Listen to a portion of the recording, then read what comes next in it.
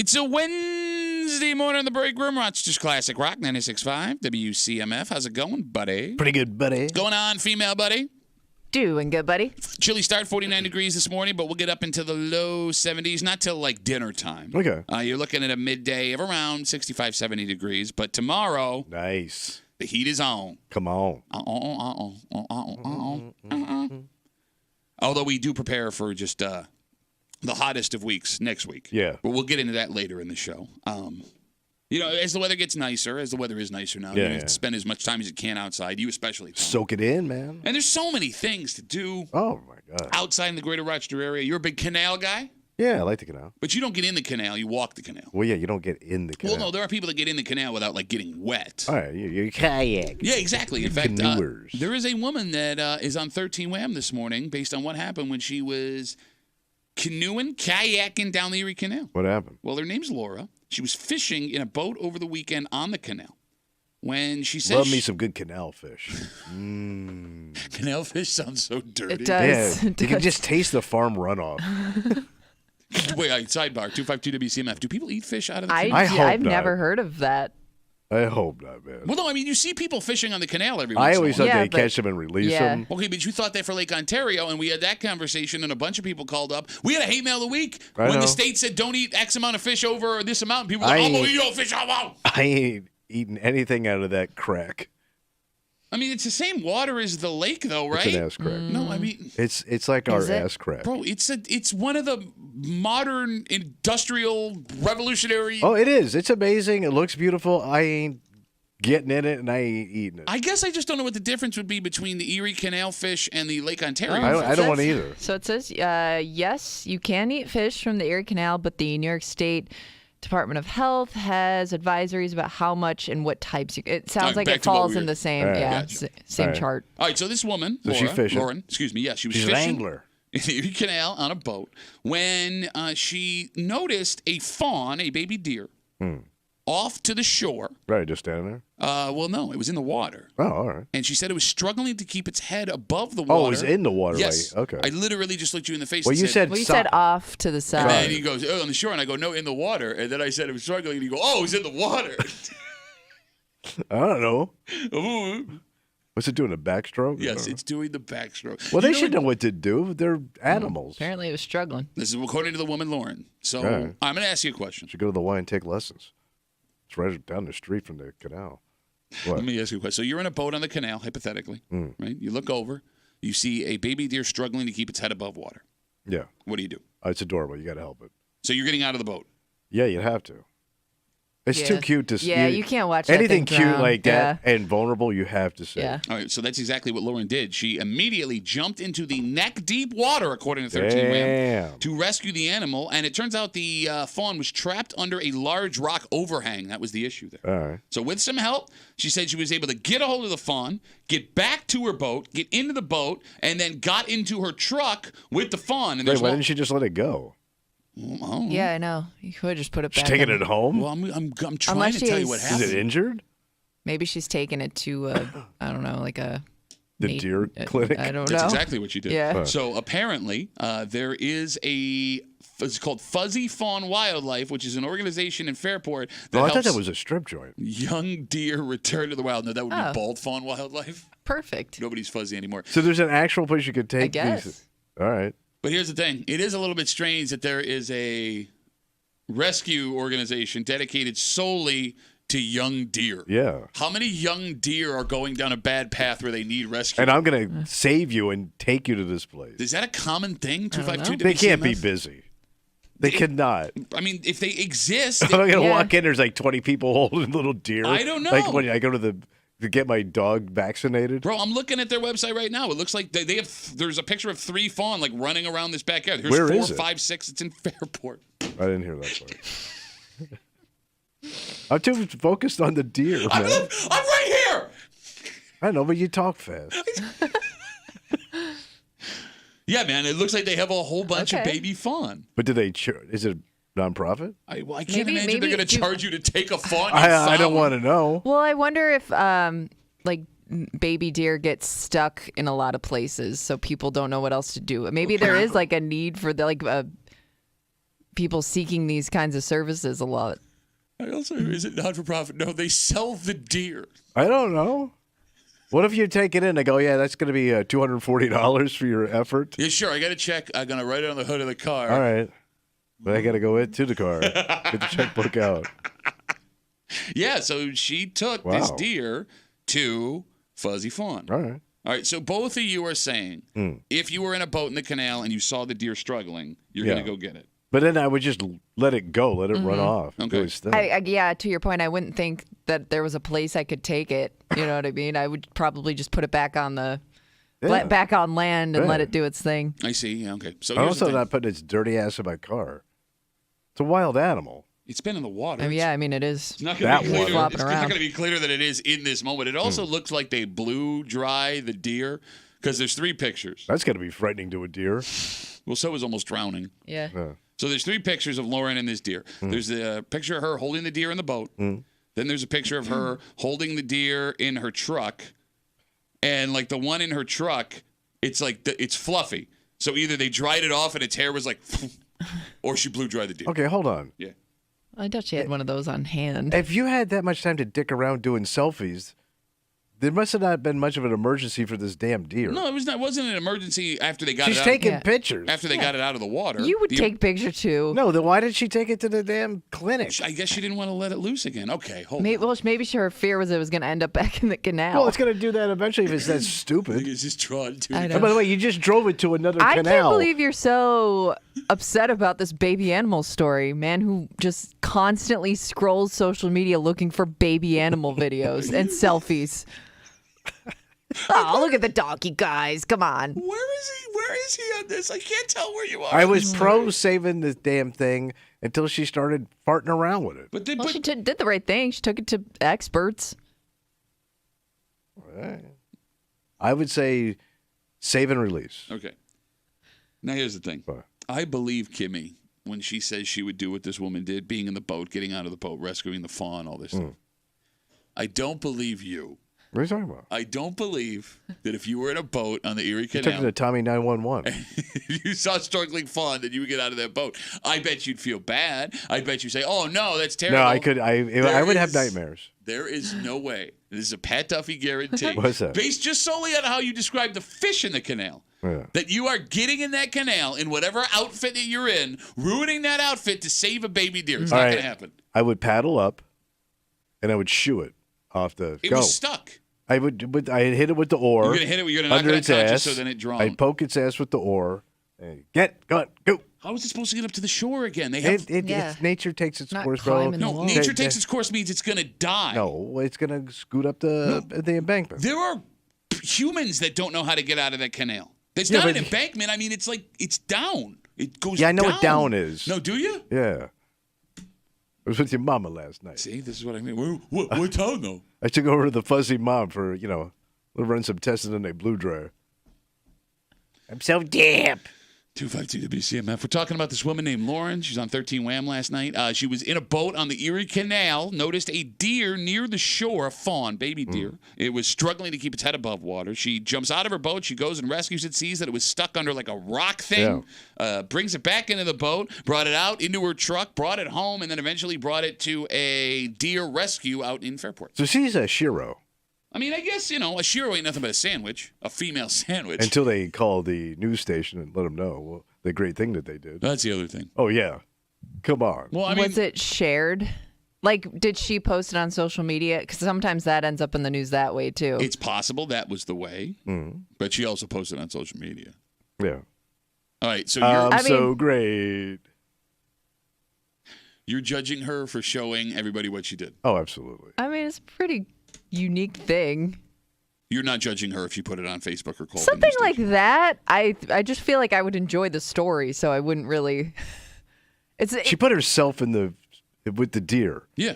The deer could have done. You could have taken a picture of the damn deer, Oh my god. but now you're in the Well, boat. she was holding the deer. and you're dead. And by the way, you don't need to hold the deer. Maybe you do, The deer 'cause could it'll just jump- stand there. It's probably scared. Could jump away from you. Yeah, Yeah. you're going to put a deer Yeah. without holding it in your truck and Now drive just away? sit there. Oh, the deer's fine to just sit there. What the hell are you talking Sometimes they about? stick their head out the window.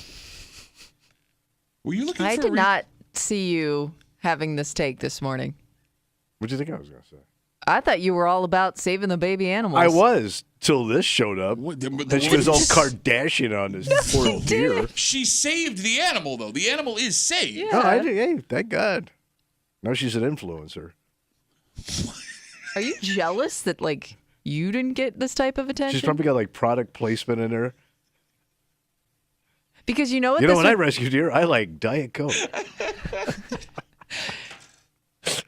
You know what this is? I feel like you picture yourself in this situation and not doing anything. That's exactly what this is. And if you were there, let's say there were a couple people there, right? And she was the only one that jumped in. It makes you look like a little bitch.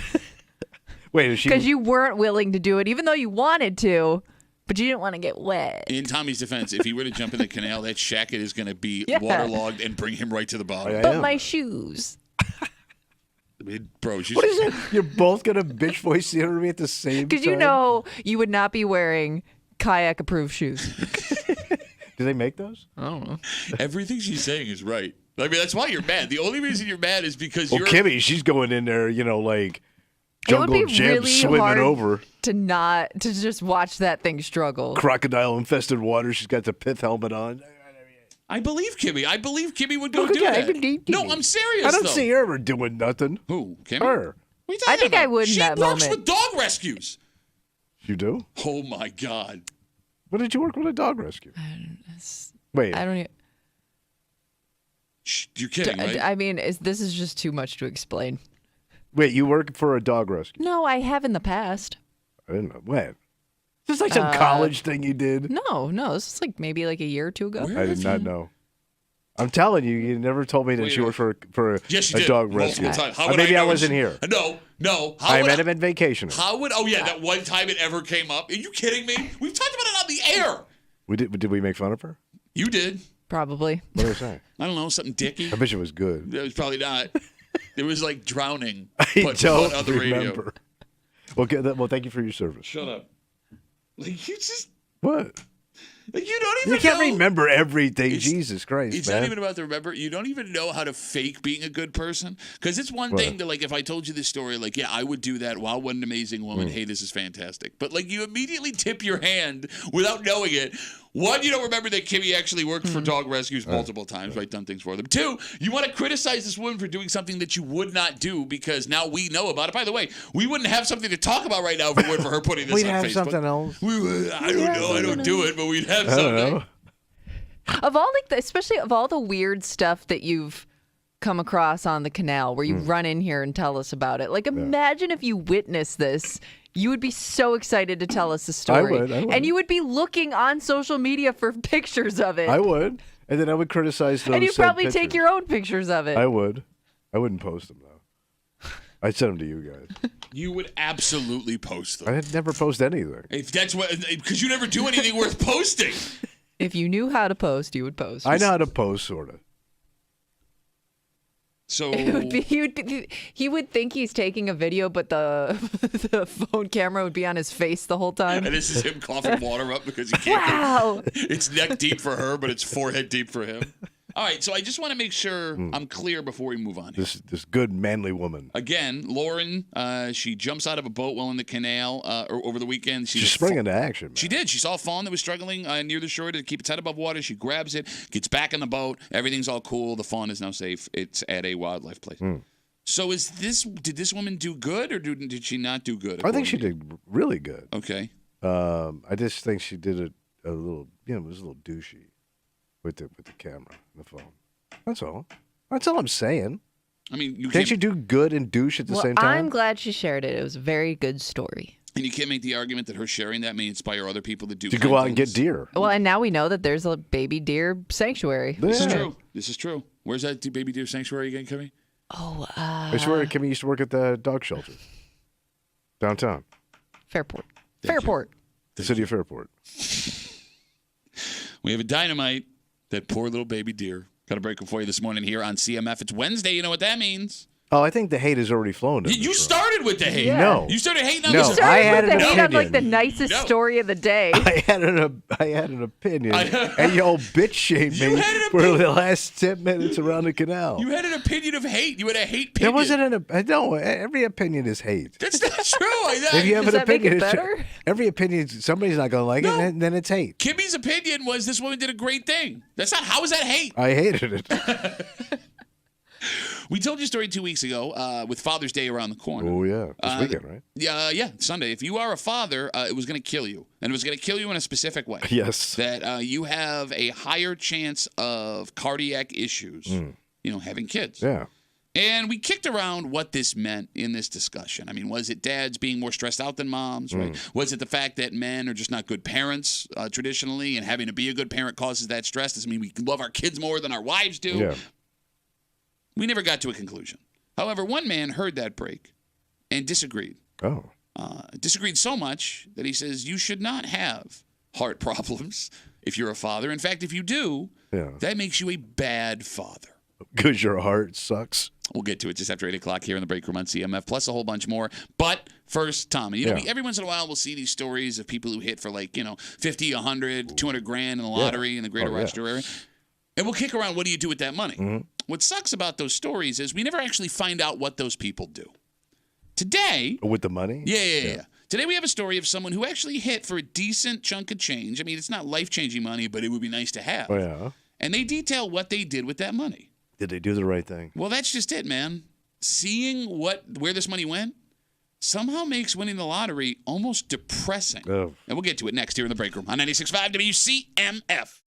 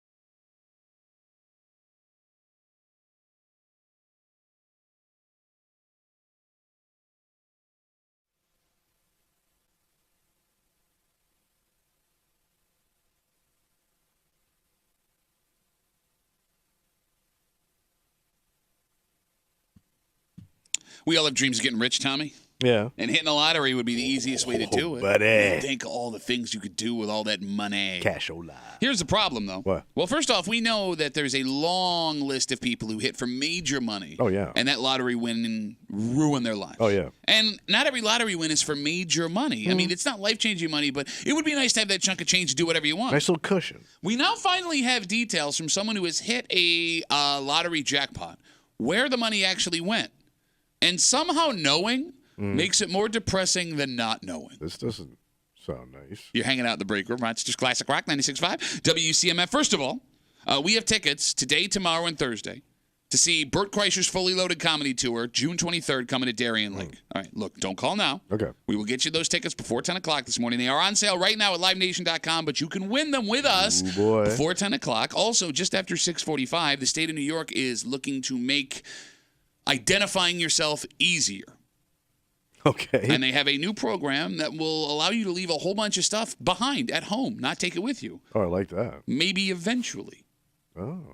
Because the way that it is right now, as they rolled it out, Kimmy, they left one very important thing out here. Oh. Did you notice it? No. We'll get to it just after 6:45 here in the break room on CMF. So there's a story this week in the New York Post about a husband and wife. They have 2 kids. Yeah. And they hit a $660,000 lottery Christ, jackpot. I know, man. that sounds great, It's a right? nice chunk of change. Okay. Yeah. Well, there's an issue right up front. What happened? They weren't the sole winners of this jackpot. They got a split? They split it with 10 people. Wow. I know. That does suck. So in the end, they ended up walking away after taxes with $66,000. All right. Yeah, it's still nice. Nice. Take it. And, every time we tell these stories about people that won 50, 75, 100 grand, we sit here in the room locally and we talk about what we would spend it on, right? What the smart thing to do. We now finally have actual itemized details what these people spent their $66,000 on. All right. For example, the husband went out and bought himself a golf cart. Oh, my idiot. Golf What cart? an idiot. What? Those golf carts go for like 20 G's if you get a nice one. Wonder if he got a nice, he probably got top of the line. You like golf those cart. 4-seater ones? You're not anyone these days if you don't have a golf What cart. a buffoon. Why of Well, you're all going to thi- save on renting a golf cart. So he doesn't golf, No, right? he does golf actually because he also got a brand new set of golf clubs. Okay, but does he use the golf cart around his house? I have given you all of the golf cart Yeah, information. because you're I not have going to given. tow the golf cart No. to the course So unless you're you just live putting around nearby. your neighborhood. Yeah. But I mean, bro, you dumb see those all dick. over the place. By the way, Mom also spent some stuff on herself. What'd she get? She spent it on her body. Her body? Well, Wait, did she get like surgery? Yeah, she had 2 kids. She said she didn't love her breasts anymore, so she got those done. So that's got to be what? That could be 10G. All right, so I know exactly how much they spent. All right. Because after those fun purchases, they started with $66,000. They were left with around $50,000. So they spent $16,000 on a golf cart, brand new golf clubs, and a pair of breasts. So what does breast runner? I don't have the itemized breast cost. I'm going to I mean, that assume can the breast vary, was the most but expensive. I was going to say, I'm assuming she probably went to like the best, Yeah. All right. best recommendation. Okay, so you All win right. $66,000. You get a new pair of boobs, a golf cart, golf clubs, and then they put the rest of the money into their mortgage, around $50,000. So they paid off some of the house. Some of the house, not all Some of the house. of Some the of the house. house. They put it into the mortgage. All right. And that was that. $66,000. They ended up with a slightly lower mortgage, a golf cart, golf clubs, and a pair of breasts. Yeah, 3 things she's never going to enjoy. Well, you'd enjoy the breasts for a little while. They're all frustrating in the end. This story's a bit of an eye-opener. Yeah. Because, look, it's amazing to just walk into $66,000 Yeah. like these people did. That's phenomenal. However, it's the only time this couple is going to have good fortune like this. Yeah, right. The overwhelming majority of lottery players will never have a jackpot of $66,000, right? These people were super fortunate. But even with the luck that they had, they got 3 fun things. Yeah. And they weren't like untouchable fun things. Yeah. You know what I'm saying? Like, there are people in upper middle class that can afford breast implants, that have golf carts, that can go buy a new set of golf clubs, right? They didn't take a all-inclusive trip to Honolulu. Yeah, some kind of experience. Yeah, they didn't buy some super car that no one else in their neighborhood could afford. Right. They just got things that they enjoy and then paid off some of the house. Yeah. Were their decisions smart or stupid? The golf cart's stupid. Okay, you can't get over the But golf cart. okay, but Well, I'm breaking golf it down. cart's stupid to you. But let's say that was like your number one thing that you've wanted to make a big purchase on. Like maybe you both agreed, like, well, I'll pick like one or two things that we really have wanted, and we'll get that, and then the rest goes to something, Practical. that you need. And yeah. I do want to warn you.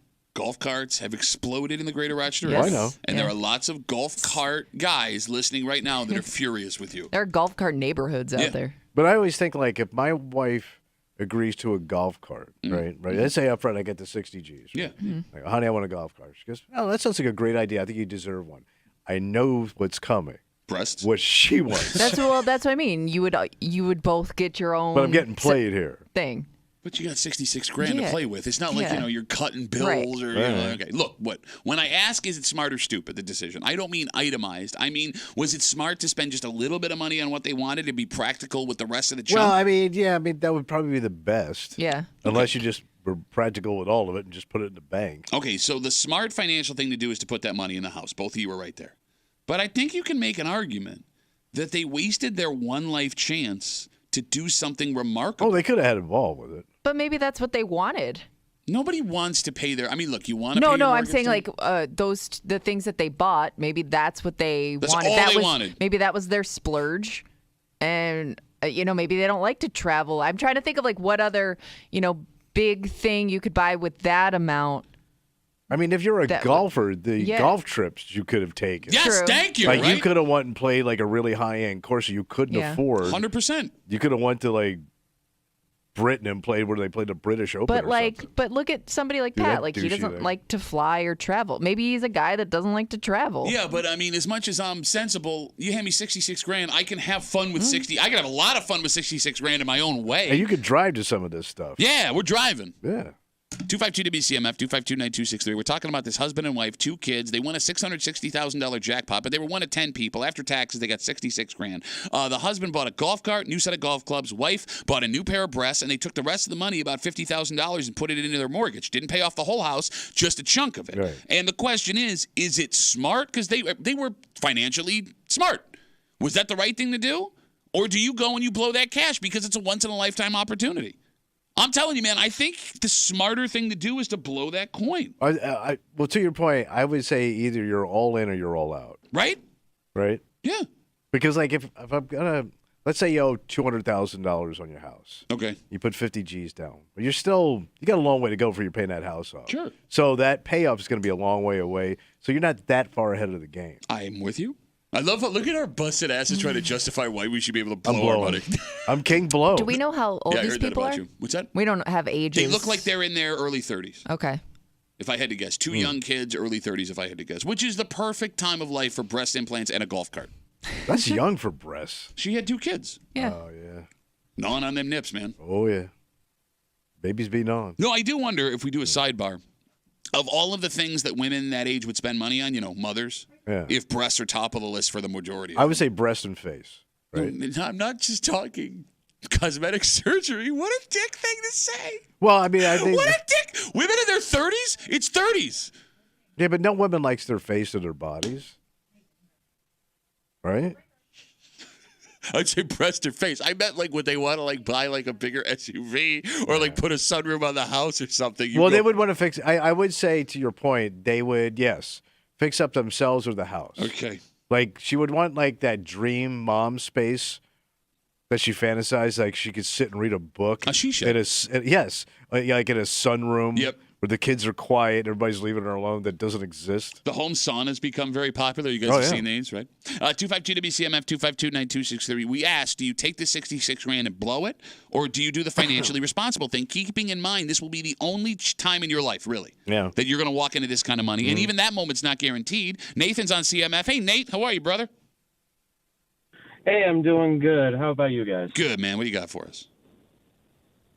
So, personally, I think it was smarter to be more financially, smart with this money instead of just blowing it on stuff because, I mean, personally, if I were to, win the lotto, I'd probably put in, my savings in my retirement fund. Okay. I mean, yeah, it'd be nice to have, a new car and stuff. Maybe I would put some towards, rent or something, but I mean, I don't know. I just feel like I'd regret like splurging, you know? You win by a personality? Why you gotta hurt Nathan? It's early, man. He's tired. You were just. You spent the last 15 minutes hating a woman who saved a deer and saying women in their 30s need new faces. So, Nathan, how old are you right now, buddy? I'm going to be turning 23 in a couple weeks. Oh, my God, you're a kid with this lame-ass old man take. You got to blow that cash at 23. Go party, man. You got to go blow that cash. You got to Nathan. go where the ladies are, buddy. Go where the ladies are. Wherever Tommy is, go the opposite of that, where all the ladies are. Nathan, what do you do for a living? But I'm sorry, go ahead. I work in a factory. I have been for 6 years, and thankfully I've been able to put some money into like retirement quite early. So that's where like my dad kind of has been teaching me like, you know, how to spend my money wisely. So that's kind of where I get it from. I effing hate this. Why do you hate this kid? He's working He's hard. working hard. He's he hates saving him because money. he's going to be better off. Yes, than he's Tommy already in about better 5 off. years. It's there. We're there right now. He has a 401k. Yes. Hey, Nathan, thanks for the call, buddy. Have a good rest of the day. 23 years old. And look, I'm telling a 23-year-old to blow that money. Go, because you're only young once, man. Think what you could have done with 66 Bro, grand. you could have gone to Poontang Island. It is wide open at Poontang Island. 252 WCMF 252-9263. Again, talking about this couple that won 66 grand, 2 young kids in the lottery. The husband bought himself a golf cart, new golf clubs. The wife bought herself a new set of breasts. Said she didn't feel great about them after having 2 kids. I do find it funny that a new pair of breasts probably costs around the same as a new set of golf clubs and a golf cart. Because they probably evened out what they were spending. So Yeah. you're telling me like boobs go that much now? Oh, yeah. Oh, yeah. Because I remember they used to be like $4,000 to $5,000 for like really And nice when was set. that? Years ago. Yeah. I mean, I don't know. Is 8 to 12 out of the question? That's total. Yeah. That's not per Per boob. boob. I'll have one, please. Man, 10 G's. Could you put it right in the center? No, I mean, look, 50 grand, what they ended up with after doing the fun thing. It's not life-changing money, but it is life-enhancing money. Yeah. Right? You can create memories until the day you die. You can buy some things that you will have until the day you die. When it comes to money you don't expect, it does feel like maybe you should just blow it. Yeah. Oh, yeah, I think you got to blow it. But we're dumb. I mean, if you listen to the show, you know all the financial mistakes we made in the past. Let's talk to Joe. Hey, Joe, you're on CMF, bud. What's up? Yeah, you guys are missing the point here. This gentleman is the big winner out of the whole deal. Well, how's that? He gets to get up on Saturday morning, ride his golf cart down to shoot 18 or 36 holes. Then he comes home and puts his face between those 38 double Bs. I mean, all 3 presents were for him, really. Yeah. Exactly. I mean, I'm glad The she man feels is a better about herself, winner, but yeah, winner. he did win on this one. He won 100%. Hey, Joe, 66 grand in your pocket right now. You blowing it or you doing something smart? Duffy, I signed the papers last night for a brand new travel trailer, 51 grand. So I know where mine goes. Man. Well, congratulations, Joe, on your new $51,000 travel trailer. And what's great, payments are only $150 a month for the next 1,800 months. Well, Duffy, I got to put my 38 double D somewhere new. You know what I'm saying? Joe, thanks for the call, buddy. Have a good rest of the day. You do if you like imagining like sitting like at the dining room table where all financial discussions happen according to politicians. Yeah. And like the husband's like, I would like a golf cart and golf clubs, and the wife's like, I would like breasts, and the guy's like, just Sold. come on. Well, whatever you want, honey. Yes. Whatever makes you feel better. Let's take one more call, 252 WCMF, because everyone is smart with money when you ask them about money. Yeah. Right? Rich has got the last word. Hey, Rich, how are you, bud? Good, guys. How are you? Good. Good. So this is what's going to happen.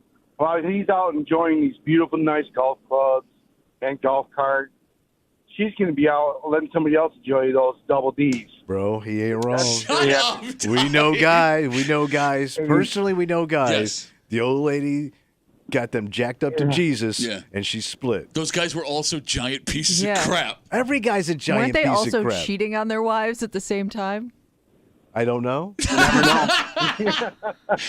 But if she starts feeling good, man, she's looking for new wood. All right, Rich, shut up. my Go God. home. I'm done with the show. This is why we know it, can't have right? these conversations. Run best of the rest of the day. I'm going home. Rich, let me ask you a question.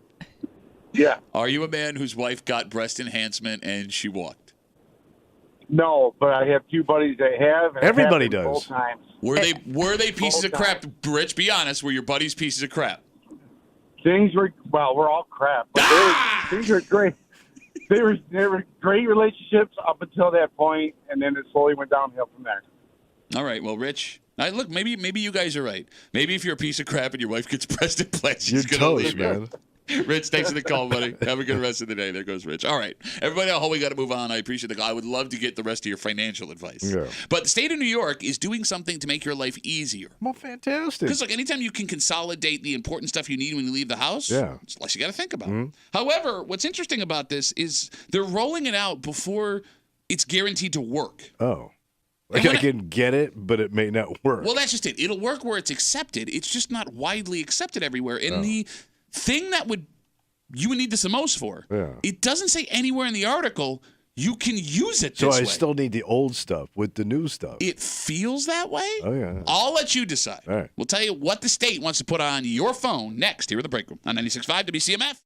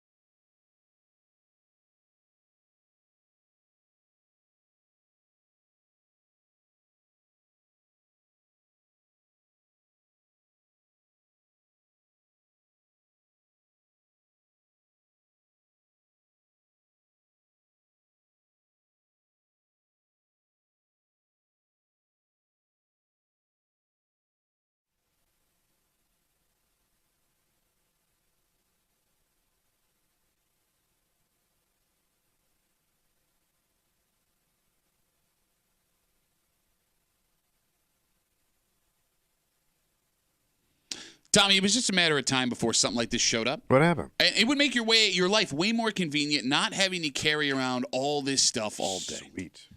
But some folks get weird about their personal information and their cell phones. And this doesn't get more personal. It doesn't get more personal than this. All right. On top of that, it's kind of strange the state would roll this out when there's not much you can do with it yet. All right. You're hanging out in the break room. Rochester's Classic Rock 96.5. WCMF, just after 7 o'clock this morning. This is an awkward situation. What happened? Well, there was a man who announced that he no longer wanted to be with a woman from our area. And this man is a big old superstar. A guy we in Rochester adopted as our own. Oh, yeah. Yeah. Good guy. Was he? Was he a good guy? Well, you seen that one? Oh, yeah, breaking hearts and swinging clubs. You know what? He was loyal. No, he wasn't. Well, Well, he was. No, he wasn't. We're done with you. We were done with you, All you right. piece of crap. All right. What happened? Well, that's just it. Yeah. Things have changed. do Yeah. we take it back? Uh-huh. And Kimmy, not only with this story, but this happens in real life all the time. Yeah, you're right. I mean, I don't think anybody saw it going this way, but there are examples of it. And But not here's- like not with dudes like this though. Okay, you're right. This is The dudes we know that went that way, we kind of we get it. But whether they're superstars or just your buddy or your brother or your sister, whoever, when that couple gets back together, oh man, is it uncomfortable. Well, because things get said in the heat of battle. You got it. And we'll get to it just after 7 o'clock here in the break room on CMF. Yesterday, it was announced by the state DMV. They are launching a program called Mobile ID. So what is that? It is exactly what it sounds like. It's a state-issued digital form of a driver's license, learner's permit, or identification card that will be right on your cell phone. Oh, all right. Yep. You have to download an app, and it seems like the ID will live in the app. And it's not just a picture of you. I mean, it is that. Yeah. It would also contain a QR code that would be scannable like the back of your driver's license is right now that would contain all the information that your ID. So you're good to go. Yeah. So you guys cool with this idea? Yeah. I mean, I guess the future, right? I I mean, guess the future, right? you're right. Like, I get that, it makes sense that people would want this. It does make me a little bit more nervous about something happening to my phone. What do you mean? Because let's say, I stop taking my actual ID places because, if I'm running out somewhere, I have everything on my phone, what I need my wallet for. And then I drop my phone or I lose my phone. Okay. And now I'm stranded with nothing. So you got no card, no No ID, card, no way no to contact ID, no anybody. nothing. It's all I've relied on my phone so much to that point. There's no backup. Yeah, but that's a lot of what's on my phone now. Banking, But you would still bring your wallet with yeah, you out. yeah.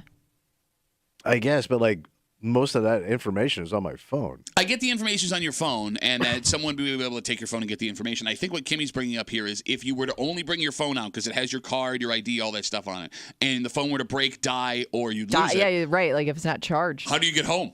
How do you get anywhere? Like you literally have nothing. If you have your wallet on you with your phone, you lose your phone. You at least have a credit card, Yeah. Yeah. right? Yeah, I guess you do have backup. There would be officially no backup here. I mean, it's funny. We went from just having wallets or purses, which would be that problem, Yeah. to then bringing the phone in for that extra sense of security. I have this backup here to get a hold of somebody. Now we're getting rid of the wallet, and we have the same problem all over But again. how many people now just pay through their phone for everything that they do? Yeah, it's a good question. And they don't have a credit card. It's just all on their phone. You're right. You're right. What do those people do? Well, I mean, but if you're They're driving, screwed. if you're driving a car, you would also have to have your purse or your wallet with you.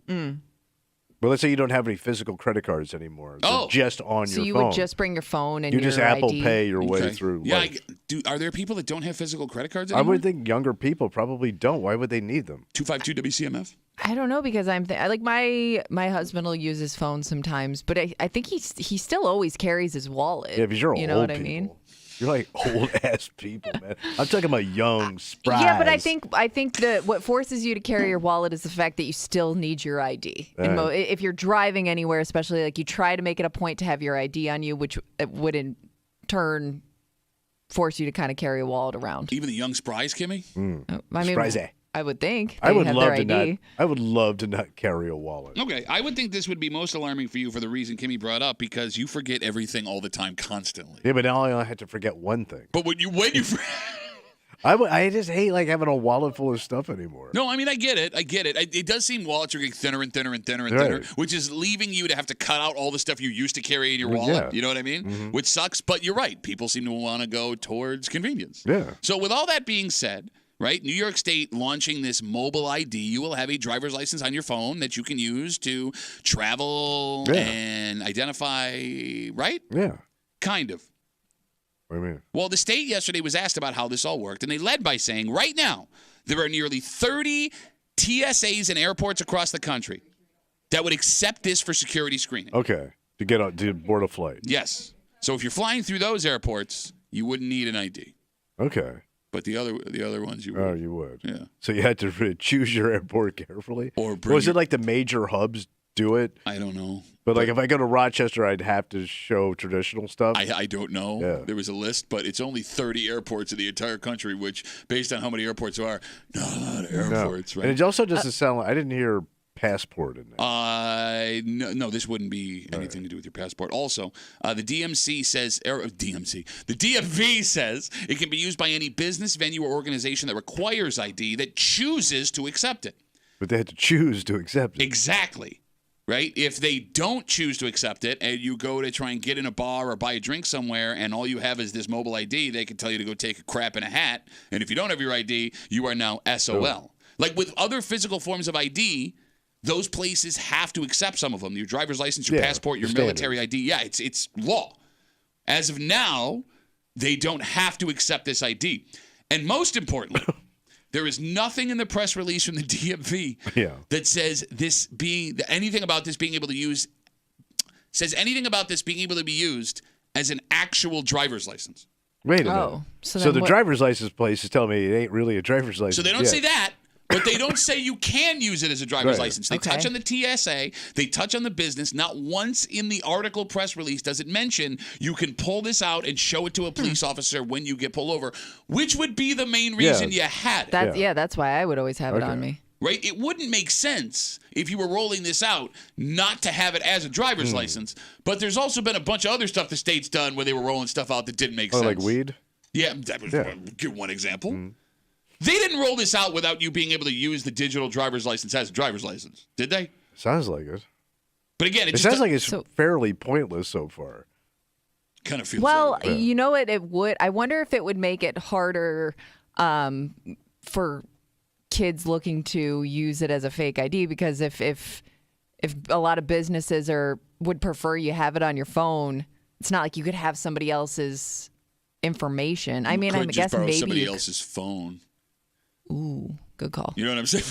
Well, we popped that bubble real quick. Thank God Kimmy's not in charge of state security. Yeah, but would you hand over like your phone to like somebody's younger sibling for a little while? Just gonna borrow No, your but phone. I mean, like if you are also going there, I think it would be easier. I mean, like think about it, right? You're right. You couldn't like gift your physical ID to a younger person to have forever that's expired or something like that. But just something as simple as handing someone else a phone for a second. Yeah. Letting them scan it. Yeah. Or going up to a bar to order a drink. Right. Right? I mean, it does seem kind of easier. So here's the thing. Right. With this mobile ID that the state of New York launches yesterday, again, it would be your driver's license on your phone, scannable and everything. When they eventually work out all the kinks and it becomes standard, which it feels like it's going to, are folks going to be excited about it? Because some people get very weird about all their information on their phone. Yeah, but isn't it we go down this road every couple of years when something new rolls out, everybody's pissed off, and in the end, it just becomes the norm? You're right. You're right. However, this one is kind of unique because short of your social security number, your driver's license has literally every piece of sensitive information someone could want. It's got your address, it's got your license number, it's got your height, eye color, name, middle name. Like you could open up a credit card in theory with just the information on an ID. Yeah. Now, it says the app is super secure. It says the app doesn't save the information. Don't they all say that? Bingo. And it's not like you would have to put in a PIN code every time you wanted your ID to pull it up. But I don't know. All right. You're going to let everybody else test it out first? I think that there are some things, like I bet your kids would be totally fine with this. Like if that was all they knew. Yeah. But I think like every generation has like that one thing that they need like a hard copy of for whatever reason. That's a good call. Because like with me, and I don't know why, like if I'm traveling somewhere, like I need a hard copy of like my ticket. Seriously? Do they do that anymore? Yeah, you can print it out right at the little kiosk when you check in. Oh, you're one of them people? Yep. Why? I And that's don't know. old school. You I shouldn't be haven't- like that at all. I know. I have it on my phone, but there have been a couple Were you times flying when Pan Am? there have been a couple times when I go to scan it and it doesn't work a couple times. So I've ever since then I'm like, I'm gonna print out the hard copy. I just like to have it. I don't know why. I'm always afraid I'm going to lose that. Yeah, I'm with So I you. just want my phone. I'm yeah, with you. I don't know. I like to have it Man. on me. That is really strange. That is old lady. Like any kind of ticket, I know like now a lot of places they don't have any hard copy tickets, but if they have hard copy tickets, I will do the hard copy Here's over my having voucher. it on my phone. Well, no, I mean, she's not wrong, though. Like, I do feel weird about having my ID just on my phone. I want a physical ID. And if you were going to take anything and make it strictly digital, when it comes to, like, valuable documents you need, why would you not do it with a Social Security card? Can we talk about this for a second? Because that every time you go to look for it, you're like, crap, where did I save it? Where It's did I made put out, it? it's the most important number Tiny you'll have. little card. It's made out of paper. It's made out of just paper. Like my ID, it's rock hard. It's unterrible, right? Like there's all those sensitive features built into it. Hey, here's this number that you're going to need for the rest of your life to do anything important. Yes. And it's on a piece of toilet Yes. paper. And it's old now. Yes. Do you still have your original Social Security Yes, card? I do. Bro, it kidding. looks like the Dead Sea Scroll. 0000006. That and more, folks. Thank you. No, but I mean, like, I would take But my all my Social Security stuff is now on my phone. It is? Yeah, everything that I registered for as an Oh, I old get it. fart is on my phone. But there's no digital Social Security card. No, but everything else that I do is all through my phone now. I get what you're saying. You know, it does feel like, to your point, with this mobile ID that gets rolled out by the state of New York, it's essentially a digital driver's license. Yeah. But, again, it doesn't say you can use it as a driver's license right now. There's only 30 TSAs that will accept it for you to get through in airports for security, and bars can accept it, but they don't have to accept it Hopefully, as of right airport now. bars will accept it.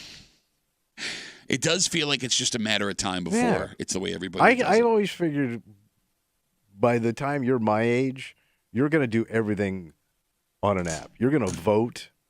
You keep on bringing an up app. this vote on an app. I'm telling you, you're going to vote on an No, app. I'm telling you, no, you're right, man. There's nothing. Bro, there's still. You're not going to be marching down to some polling station. We haven't even mastered the old school way of voting. That's what they're going to get rid of. No, but they're still arguing about mail-in ballots. Mail-in. I'm telling you, mark my words, vote online. 252 WCMF 252-9263. Let's talk to Bob. Hey, Bobo, how are you, buddy? Hey, so a couple of things I was thinking about was, what about when you need your ID for things where people are like, hey, can I have your ID? We need to go make a copy of it for, like, say you're buying a house or renting an apartment or, like, your security clearance at work or something. How are they supposed to make a copy off your phone? You would just guess- email it to them. Yeah, in theory, there may be a way to share the information that they need from the phone. I mean, to me, it's like we're always going to have a physical copy for something where somebody says, hey, I need your ID to make a copy of it because we need it on file for this. Yeah, but I mean, in theory, like, because there are apps now, like websites now tell me you have to take a physical picture of your ID for them to upload it, right? Like, I mean, there are other apps with sensitive information where you can share that right from the app with people you choose to, Bob. It would be something like that. Yeah, but if New York State is the app New York State is building, is it going to be, that sophisticated? Oh, it's going to be top notch, buddy. I mean, look, We're the Empire State, baby. Look, I don't know, man. It just rolled out yesterday, so maybe, in a couple of years. Bobby, Guess just we'll go find home out. and shred all your documents. They're on your phone. Get out there and have some fun, Bobby. You always have the best advice. Thank you. Bob, great to talk to you, buddy. Have a good rest of the day. No, but look, I mean, as silly as Bob's question is, I get it because, like, we become so used to this way. It's the only way we've ever done it. All right. It's the only way we've ever done it. So, But we've moved on from other stuff in this world. Oh, you're always going to need to have a hardline phone in your house. What if your cell phone doesn't work? Well, you're going to call the police department. Only the best advice from Tommy Millet. let's take a You break. always need cable television. We still have cable television. Yes, I do. This is super uncomfortable now. What happened? Well, a lot of things got said. A lot of things got said about this man when the story initially broke a couple weeks ago. What? Yeah, they even had the other action. Yeah. They put a face on that. Well, he says that ain't true. Yeah. And What she It saying? was out there. Well, we don't know what she's saying, but what he's saying now is Yeah, different what than is what it? he was saying a month ago because it turns out that this couple, they're going to stay together. They're getting back together. They're going to make it work. All right. which is good for them. Look, happy. Yeah. If that's what makes them happy, that's great. But when this happens in superstar world or in your own personal life, Yeah. it's uncomfortable. Oh, it's super uncomfortable, man. Because, like you said, battle lines were drawn. People said some things. Once you pull out, it's a rough ride going back in. And Tommy, you learned stuff. Oh, yeah. Not great stuff. Yes. And we'll get into all of it next here in the break room on 96.5 WCMF.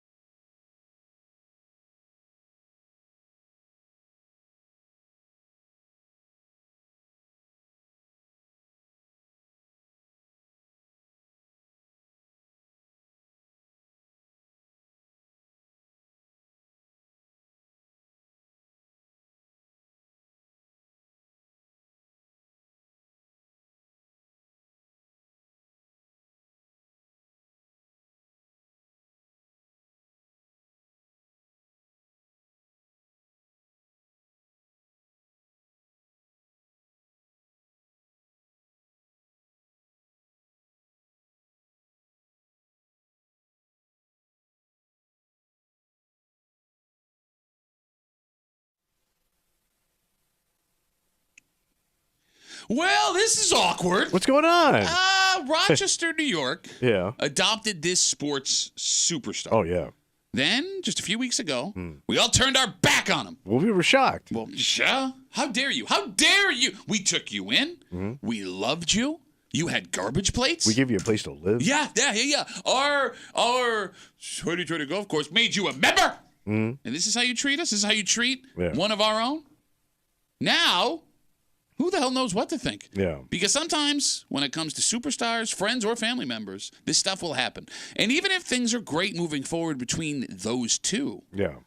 it's always at least a little uncomfortable for everybody else. What happened? You're hanging out in the break room. Rochester's Classic Rock, 96.5. WCMF, just after 7:25, 7:30. There is a man of a certain age who has been arrested for doing something in a place he should not have been. That's usually the way it goes, right? But here's the thing, man. Yeah. Men of this age, really men over a certain age, people, should never be at this place ever. Oh. Because nothing good will come from you being here, and we'll tell you where. All right. It's not what you think, buddy. Just after 7:30 here in the break room on CMF. So, Rory McIlroy, golf superstar, is not divorcing his wife, who's a Rochester native. So they called it off? About a month ago, Yeah. reports surfaced that Rory served his wife, Irondequoit native Erica Stoll, with divorce papers. And it was right before his last major. Yeah. And the greater Rochester area was very upset. Sure. It's like we said. We made him one of us. And they have a kid or two? They own a place here. They have one child. Yeah. They own a place here. They're spotted around town all the time. How dare you treat us like this? Well, there was some interesting news yesterday. They are not getting a divorce. Okay. A quote from Rory McIlroy. Quote, "Over the past weeks, Erica and I have realized that our best future was as a family together. Thankfully, we have resolved our differences, and we are looking forward to a new beginning." Well, that's all it took, man. It's fantastic. Now, it is important to point out that he was the one that served the divorce Right. papers. He wanted the divorce. Yes. Well, he's the one that served the papers. Yeah. And he is the one that's shutting it down. So, things are good now? Doesn't sound like it to me. No, it sounds like it is. I mean, there was a lot of rumors going around He about... denied all of it, said it was incorrect. Yeah. Okay. But he was supposedly tapping somebody that was semi-famous in the golf world? Said it's not true. Okay. Yeah. But they all say that. Deny. All right, so what was the cause of the divorce? They Or don't he say. was walking? And they are asking for privacy. Yes, thank you so much. Well, like in his defense, we shouldn't really care about what a golfer and a woman from Irondequoit are doing with their But it is relationship. interesting. Come on, man. Well, for you, a catty bitch. Yes. For catty bitch Tommy, yes, it's I love interesting. it. I mean, it's just crazy that somebody who is under such a microscope like Rory would do that knowing it's going to be talked about. You know what I mean? You're And talking he about the would- divorce or serving just serving the papers, Divorce, right? I mean, He looked like the villain. yeah, and I'm just surprised. Like you would think like he had made a final decision by doing that, Well, or you know, it would if they made the decision together. I don't know, but only for that to now not be a thing. Like it's just amazing that turnaround happened so quickly. So do we like Rory again? Do we have to take back all the mean things we said about Rory McIlroy? Because I said a lot of mean things about Rory. I think a it lot of makes people him- did. I think it makes him more of a regular guy in certain aspects. Please Wait, go you're on. saying he's more relatable now? More of a regular guy because he's not the good boy we all thought he was. Well, no, there's nothing. Okay, And you're his whole you're thing- believing the rumors that he says are not Yeah. true. Right. Yeah. So, I'm not believing a word of it. okay. I'm thinking this thing is like a financial decision more than anything else. His image his image was huge. He was this golden boy that everybody looked up to. Sure. He wasn't Tiger, running around on his old lady and pulling all that stuff, and Phil running across overseas to go play over there. He was the good guy. Yeah. And now that's all gone, and I'm kind of digging it. Well, is How do it, you dirty. manage to make the I mean, story I look don't- 1,000 times worse? And I He don't was a know, dirty and- boy. We all and knew I it. do wonder because I mean Rochester has a tie to Rory in the fact that his wife's from here. Yeah. But did like the golf world? Did that ruin his image in the golf world? Yeah, I don't think anybody outside Because of I don't Rochester know. really. Did I they guess I care? don't know unless About there was what? some big scandal The that was divorce. actually true. Exactly, Right? 'cause- I think it tarnishes his image that he sold to people. Okay. And not that this particular woman, Okay. but that he was that kind of guy. All right, Hey, well- like we found out he had a pretty ironclad prenup that she wasn't getting much, from what I understand. So that makes him a bad guy? You know, you are such a hypocritical dick because now he's Smart a bad guy. move. There you go. There you go. Because if he Smart didn't do bad that, guy. oh, what idiot. Irish people are too trusting. So here's the other thing. Like, when he plays golf, the woman that interviews all these guys was the one that he's accused of having the affair Which, with. again, he has denied up and down. Which and will the be reasons- funny to watch because the next major is coming up. Yeah. That when he has to sit down Well, to have he the already conversation. was sitting down with her after those rumors came out. Anybody see his hands? Because the reason I think that started too was she was also getting a divorce simultaneously. Yeah. I think the thing about it, she ain't that great looking. Okay, look. This isn't just a superstar thing. Roy McIlroy and his Irondequoit native Erica Stoll wife getting back together after the divorce papers have been served already. There are friends, there are family members who will end serious relationships and they'll move out and they'll live apart and they'll start bitching about each other and they'll go on tour with everyone they know and they'll tell you things you never should have known about that other person in a million years. And then, hey guys, we're getting back together. Well, now you got to walk it back. Well, that's just it. It's great for the couple. It makes it suck for everyone else involved because you cannot walk back what some people will say to you about their partners that they were breaking up with. And now that I know some of the things that were shared with me that I should not have known, I don't know how to act around that other person. Because you don't know what somebody's going to spill in like their most angry or upset moments when you're at that point with your partner. And here's the thing, man. Don't you dare argue with me because you are made for this. Right. It's a hell of a lot of fun when somebody breaks up with somebody, and you start to get all of the dirt about that person. Or you start because you trashing. also feel like, knew it. Yep. Knew it. Yes. I had a feeling he was blah, blah, blah, blah, 100%. It's a hell of a lot less fun when you then have to be friendly with that person that you found all that stuff about on a regular basis. But you may not find out, like, what people said about your ass. Yeah. What they said about your old lady. Yeah. Think about the times you've brought this up, I think, before. If you dated somebody as a kid, right, and you break up with that girl, the first thing your mother goes, I never liked her. Yeah. Even though she was like sweet as pie to that girl to her face. It's truth serum. Like the truth will come out now. Like you'll find out exactly what people felt about these people. Well, and it's even if you didn't feel that way about that person, like let's say you never had an issue with that, your friend's significant other, you're going to after this conversation, or you're gonna feel like you need to not like that person. You know what I mean? It's impossible to go back to being, and here's the even thing. if you did like that person, now I don't. And then when you get to the extreme stuff, right? Like if you find out that person may have cheated, if they have some weird thing going on behind closed doors, that they may actually be a legitimate massive dick, it's impossible to sincerely treat them the way you did before. And it can not only ruin that relationship with the person coming back into your friend, family member's life, it can ruin your relationship with that friend or family member, right? Because I'm also going to think less of you if you tell me all this stuff about this person and then go, well, I want them back. Yeah. My sister did this. She married her first husband again. He was number 1 and 4 in the batting order. And it was like the weirdest thing when she went back with him. Because we knew all that, like, what are you doing, man? Well, look. And then he's like back at dinner. Can that person, I mean, I don't know, like your sister might be a unique example, but can that person redeem themselves after that? No.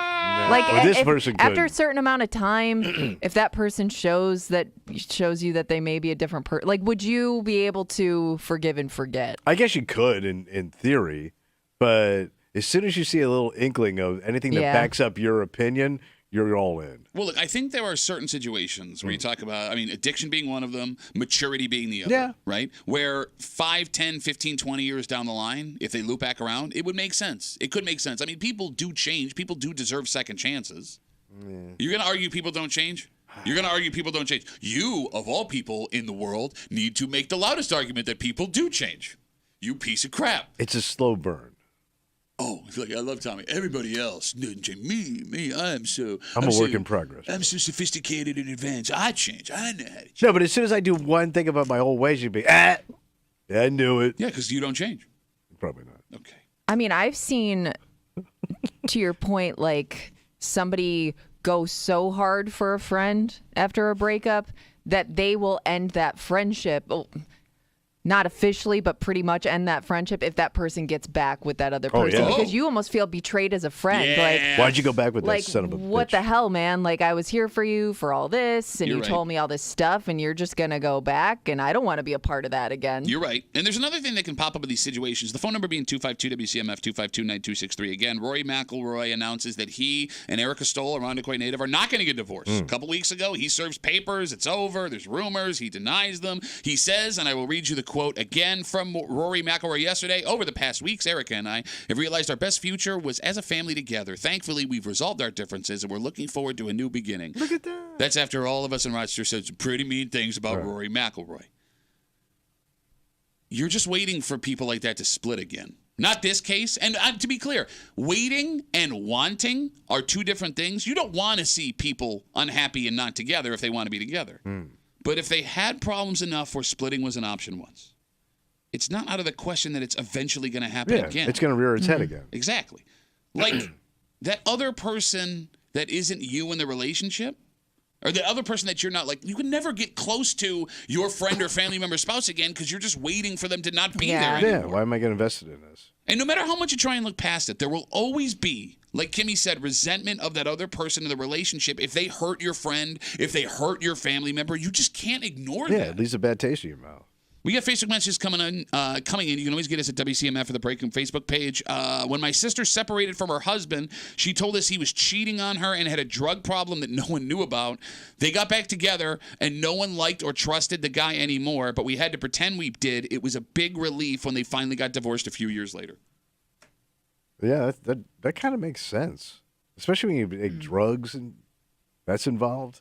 Okay, so it says that he was hoping for a divorce. Have you ever hoped for a divorce with a friend or a family member? Oh yeah. Wait, seriously? Oh yeah. Where it just got to the point where you knew they'd both be better off. Man. I don't know. I mean, the situation I'm thinking of wouldn't have been a divorce. It would have just been a breakup after a long time. But I think I've hoped for people to split up. Yeah, like you just see it. Yeah. Like, some of these knuckle draggers my sister brought home, I'm going, you got to be kidding me. Okay. The kid had a cocaine seizure at the meat department I was working at in the front end.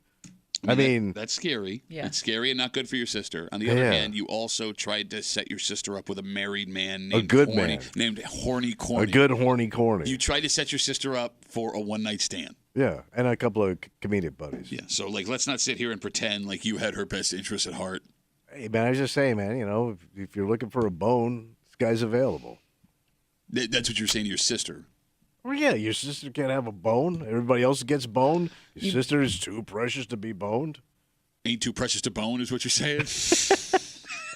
I think you may see the relationship a little differently or hope for them to stay together even though there's problems if you had a factor in them meeting or getting together. Oh, that's a good call. You're right. Because like if you had set up your Matchmaker. sister with somebody even though you knew they were not good for each other, you're probably going to be like, oh, can't you guys work it out? Come on. Yeah, you don't want to lose Horny Corny as your brother-in-law.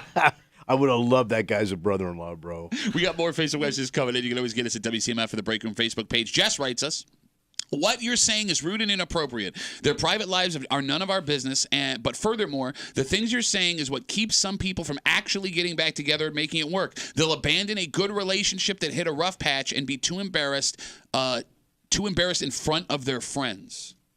Do you get what she's saying? Yeah. Is that true? But, I have a part in it because of my nosiness into your relationship. Well, they want to get back together, but they But won't because they of the know everyone's going to judgment? judge But them. that's on I don't know them. if that's ever really. Do you think that's stopped people? Grow a don't know. spine, man. If you Grow a spine? want to be in this relationship, what do you care what I think? I'm a nobody. Well, because, I also need the help of my friends and family. I need that support system. Look, there are people who, I'm going to marry this person. No, your family will abandon you. They'll go and do it, and they realize that they need that friends and family, and that's what wrecks a relationship. But it's kind of a sad existence that, you have to have this major support system just to have a relationship with somebody. Well, no. Maybe you ought to, you want both at the same time. Well, look, we've seen Ideally. Okay, look, let's look at it from the other way. And this is a good thing, but it's kind of the same thing. We've seen guys that were unbelievably racist or homophobic. Yeah. They find their kids marry someone of another race or ethnicity, or they come out of the closet and all of a sudden there's a baby on the way Yes. and they change the way they feel. Why? Not because they had some reckoning on their own where this is something I shouldn't have felt, but because they want access to that kid. Yeah. Right? Is that not the same thing? Yeah, I guess. Is it not? But we still look at those guys kind of as pieces of crap. Oh, no, I do. Yeah. But it goes more to the, it's a sad existence where you need that support system. You want all of the people you care about in your life. And when some things change where you won't be allowed in their lives, I could understand why all of a sudden you're going to make a major decision.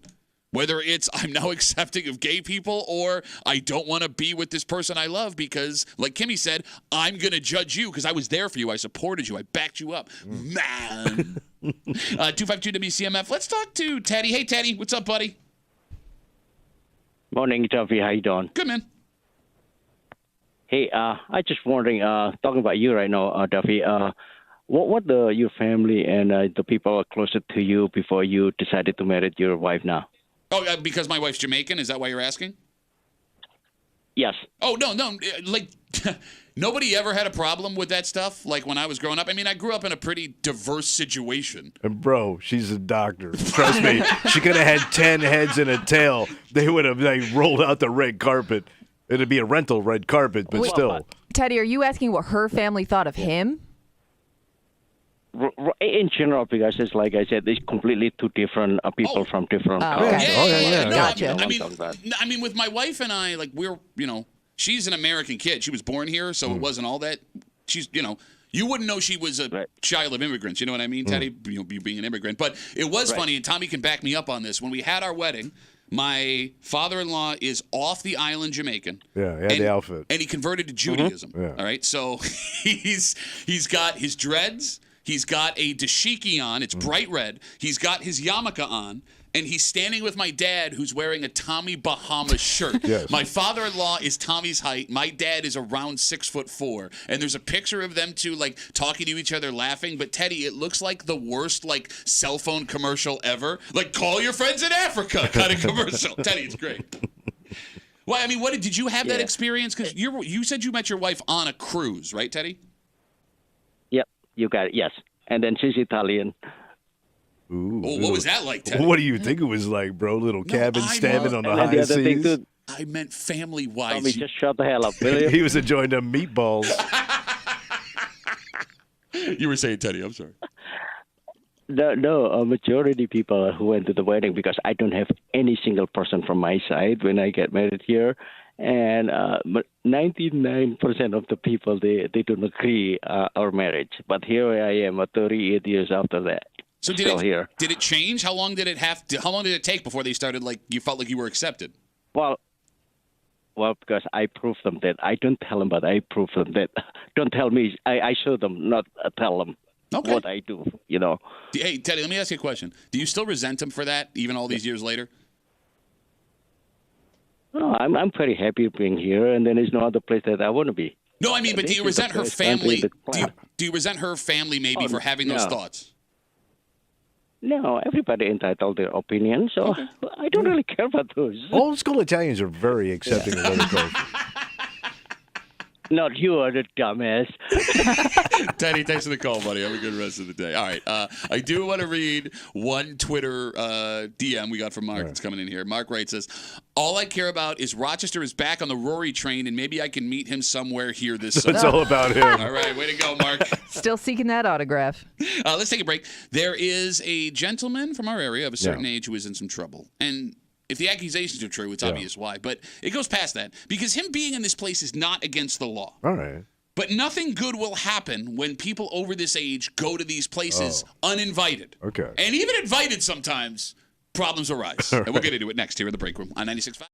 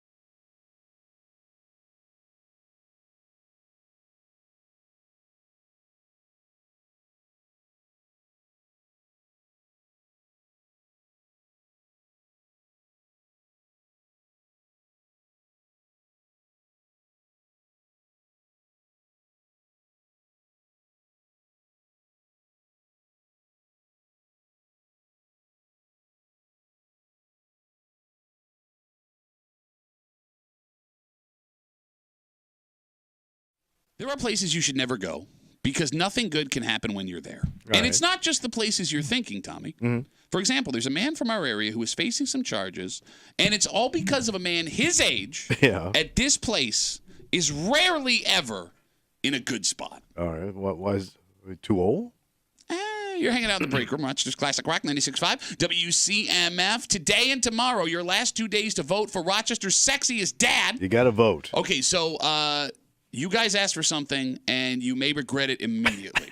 Because up until last night, there was no way to tell who was in the lead for the sexiest dad. And a lot of the sexy dads that are up there, the 40-something guys that threw their hat into the ring and put their pictures on WCMF.com, where you can go vote right now, wanted to know where they stood. So they started, they included percentages, where they were, the percentage of the vote that these dads have gotten. Okay. And there are a significant number of dads that are sitting on 0%. Right under their faces and their names. And your shirts off. Now, I will say this. No, you're right. I believe, based on the amount of votes that we've gotten, it seems like we've gotten a ton of votes. Yeah. That 0% doesn't mean you haven't gotten any votes. Right. Okay. Right? It could mean you have a few. It just doesn't register. Yeah, because there's so many people. Anything over 100 would be okay. But not looking good. Still can't feel good. Yes. Looking at you, your face, your sexiness, and seeing a 0 underneath it. So I mean, look, if you want to help out some of the 0% dads, you can vote. You can go to WCMF.com, and right now, the leader in the clubhouse is Sexy Gary. Well, he was the guy from the original 4. That's right. He tried last year. 4. He came up short this year. He was year. Lumberjack Man. Yeah, he called us. He made an impassioned plea. He talked about losing his wife, how much he misses her, how, he's a guy, he's ripped. Bro, he's a Greek god. It's nuts. So Starting a pumpkin farm. He has started a pumpkin farm? Kimmy put it the perfect way. He's a character in a Hallmark movie. Yep. Yeah. Yep. Unfortunately lost his Country wife. dad. Yep. Woman for the big city comes back to Hilton. Well, he's all shucks. I'm just here, Super Jack, starting a pumpkin farm. All of that is sponsored by Heritage Jewelers. Unsurpassed value and service guaranteed. That is their heritage. Let them be a part of yours, and brought to you by The Break Room on Rochester's Classic Rock 96.5 WCMF. This story comes to us from Wayne County. What happened? A 52-year-old man has been arrested after an incident on the property of a Sodus school. Oh. It's not what you think. Okay. Authorities say the man twice went on the school's property and stole items that belonged to the school. Just swiping stuff? Yeah. Now, we have no idea what those items were. Yeah. However, he's been charged with 2 counts of petty larceny, so we know if the allegations are true, they were worth less than $1,000. He's also been charged with 2 counts of trespassing. He has a court date coming up. What the hell could a 52-year-old man steal from the property of a school? I'm trying to think of anything like not nailed down on a playground or something, right? I would think like equipment for the grounds. But a 52-year-old man's going to twice go back on a school property and That's steal. a little, and you can't blend in at 52, to your point, at a school. And I can't imagine like school grounds would just leave equipment lying Unless around. like they're doing some sort of project or construction. Okay. Nearby or at the school. Tools. That's the only thing I could think would be like laying around. So with the little bit of information we have, we can deduce a couple of things. He wasn't charged with breaking and entering or burglary, so it seems whatever he took was mostly outside of a building. All right. And that really narrows it down because, like you said, Kimmy, it's not like schools keep valuable things outside. He wouldn't have stolen playground equipment, right? That would be impossible to take. Yeah. Would think. Okay, in all seriousness, could this guy be a scrapper? Oh. Who was taking stuff that the school didn't plan on throwing away? That is a good one. He just saw a pile and he went for it. But then, I mean, even if that's the case, wouldn't they give him the opportunity to just bring it back? Unless he already got rid of it? He scrapped it, probably. The only other thing I can think of, if the allegations are true, would be flowers. Flowers? Like digging up the flower beds? Yeah. That's kind of a stretch. I don't know. I mean, what else could it be? 252-WCMF, 252-9263. Taking stuff for his own landscaping purposes. Steal a tree or a bush. We've talked about this before. There are people who will drive down the road, see a plant that they like, get out of the car and take it. All right. We talked to people who've had trees stolen from their yard. Yes, absolutely. So I guess that's not out of the question. I mean, again, what else could it be that you're taking off the property of a school? Yeah, it wouldn't be like the big like mowers and tractors. No, because you'd have to drive that twice off of the grounds, and it's kind of hard to secretly get a mower. There is a lesson in this. Past don't steal. There are some places a person of a certain age should just never go uninvited. Yeah. And for a man in his 50s, any school would be one of those places. Right? Mm-hmm. If you've graduated from high school and you don't have kids of your own, You run the risk of something going seriously wrong if you decide, for whatever reason, to show up on school property. Yeah, you have no connection. Exactly. And I know, Tommy, your mind goes immediately to creepy. Yeah, I think everybody's. No. Right. That can play a part, Dan. I mean, All right. that's possible. There are so many things you can get in trouble for doing on school grounds, whether kids are there or not.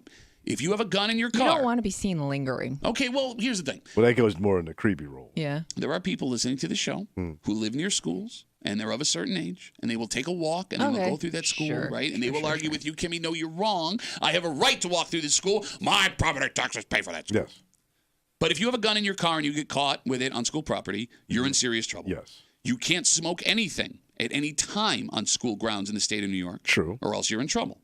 You can't have alcohol of any type on school grounds in case you're in trouble. And I know that sounds nuts, but going back to the people we just talked about, how many folks take an evening stroll with a cocktail? Oh, yeah. And in a small town, maybe you cut through that school grounds to get home. Would you be arrested for that? Who knows? But based on the letter of the law, you can be. All right. All right. So stay away. Well, like, I'm thinking of a guy like you, and I mean this with all respect. Here we go. No, I'm serious. Like, if I saw you walking around to school grounds like Pittsford Mendon High School, why? If you're walking Yeah, around like, the how campus do of you- Sutherland, I'm immediately suspicious. All right, let me ask you this. Sure. Because I take a nice stroll in the afternoon, especially in the wintertime. And I walk through NAS Yeah. College. Yep. I never wanted to bring this up on the air, but every time you bring up your strolls through NAS, yeah, that's weird. I wave to the kids. I ask them how they're doing, how their grades are. Pardon me, ma'am. How are your grades? Yeah, but at a college, there could be a lot of. I mean, there are a lot of adult employees. Like you could blend as an employee of the college. Does he look like an educated man? I mean, look at I'm those shoes Professor and Millet of socks. the French department. I do wave to everybody. That's. I mean, Well, yeah. the maintenance guys. Look, man, I don't want to rain on your parade, and I know this is. You are going to rain on my You parade. asked me. I'm giving you an answer. I'm giving you an honest answer. I see other people my age there. It's weird that you take a stroll down a college campus. Well, it's I nice. would think that's kind of common. It's no? really nice. Is it common? What other people do that? People to take a walk around a campus. Yeah, I don't see think people it's walk their weird. dogs around there. I mean, they're really nice to let you do it. Are you sure they let you do it? It never stopped me. I've been doing it since I moved. Okay, I've but- Yeah, been you doing can't it go since in the 2013. buildings, but I think you can No. walk around the campus. Yeah, I tried. They're all locked. No, but like this I guy, jimmy the doors and stuff. this guy here was charged with trespassing. The 52-year-old Right man. at a school, at a high school or middle school. Nazareth though. is It's a private school. It's Yeah. private property. I mean, Yeah. even a SUNY school would be private property. Yes, it would. Right? Yeah. So yeah, I mean, if they wanted to bang you for trespassing, they probably could. It's weird. It's weird that you do that. It's so nice. You have the canal. I got to drive over there. It's a pain. I walk out the door. I'm right there. Okay. They keep the sidewalks nice. Look, man, you do you. I will say this. If something bad were to happen on that campus, I think you being there every day would stand out as So someone. the cops are going to come and ask me about it. I don't think it's out of the question.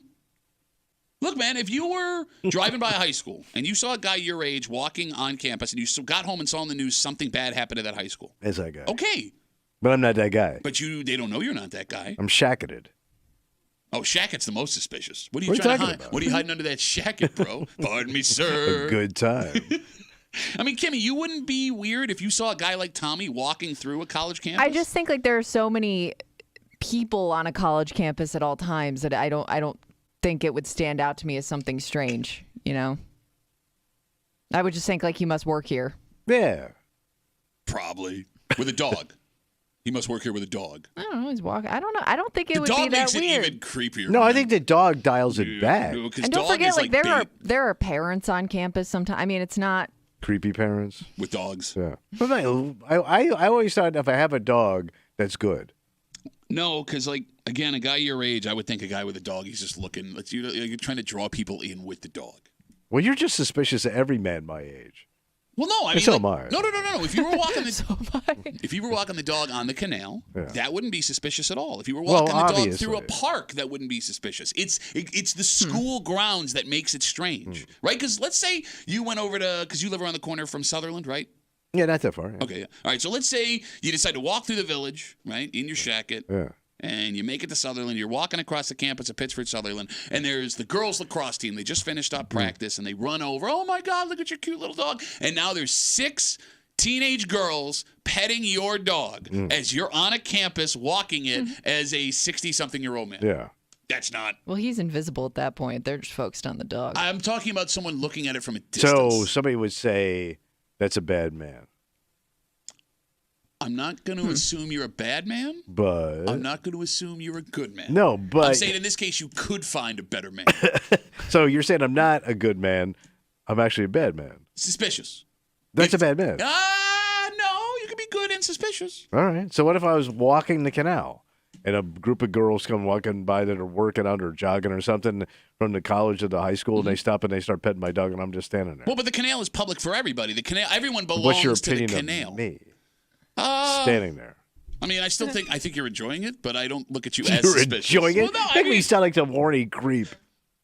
The old grandpa enjoying it. I've known you a long time. I mean, it's not like I'm just firing off blank shots here. 252 WCMF 252-9263. This whole conversation started out in Wayne County. 52-year-old man arrested after an incident on a Soda school property. Police say he twice went onto the school grounds, stole items that belong to the school. We don't know what those items are. However, if the allegations are true, we know they're worth less than $1,000 because he's been charged with petty larceny. And the moral of this story is, if you are over the age of high school age, never, ever, uninvited, go on to school property because it will just end poorly for you. And the more we have this discussion, the less appealing even living anywhere near a school sounds. Yeah. Like if you have kids, okay, they're right there, they can walk. Like that's romantic. It's Yeah. Rockwellian, right? But without kids, you got to deal with the traffic of the school. Yeah. The sounds of, football games and baseball games. Just school letting out, right? The restrictions of what you can and can't do near that school. Yeah. And it's not like that stuff would even be limited to school days, because like Kimmy said, sporting events, we've seen those neighborhood posts where people bitch that they could hear the PA system. Oh, yeah. Right? Dance, chorus, theater, parent-teacher night. There's traffic all over the place. Running around. Like why you would want to live next to a school as someone that doesn't have kids is mind-blowing to me. I want to get the hell out of there immediately. But maybe let's say it's- you kind of retire. You lived in that house for 30 Yeah, years. right. Like Kids your are gone. Yeah. What do you do? Well, I mean, look, you've said it yourself. The older you get, the easier it is to make you irritated. And everything I just named would irritate the hell out of you, right? But I guess, but you may also be at the age where everything irritates you, so there may be no winning in that situation. Okay. But at least I'm not getting angry and irritated around a bunch of teenage children. Because that looks Yeah, but you really could bad. move somewhere else, and I don't know. Maybe you're just gonna be irritated. Why at don't you that just point in go life. die, old man? Look. And I think I also think there's a draw to, especially like a lot of college campuses. They're in like walkable areas where they are surrounded by a lot of people who can walk in and out of town and stuff. Okay, so, Brockport, Geneseo would be two right. of those So places. I feel like that's a draw for a lot of people living in that area. All right, look, I will admit, maybe I am being oversensitive here, just considering you walking the campus with your dog. Yeah. But when a bad thing happens and you're like, what? So I'll be on TV. Well, yes, and they're going to include at a school, because this isn't The a security story. footage of him walking by. Have you seen this man? All right, let's take a break. This is what you guys wanted. You asked for this. All right. It's what you wanted, and now you're going to get it. And the second it shows up next week, you're going to be like, oh, yeah, I thought I wanted it, but I didn't want it. And if it's happening this early now, what is July and August going to look like? Nice. We'll get into it next here in the break room on 96.5 WCMF.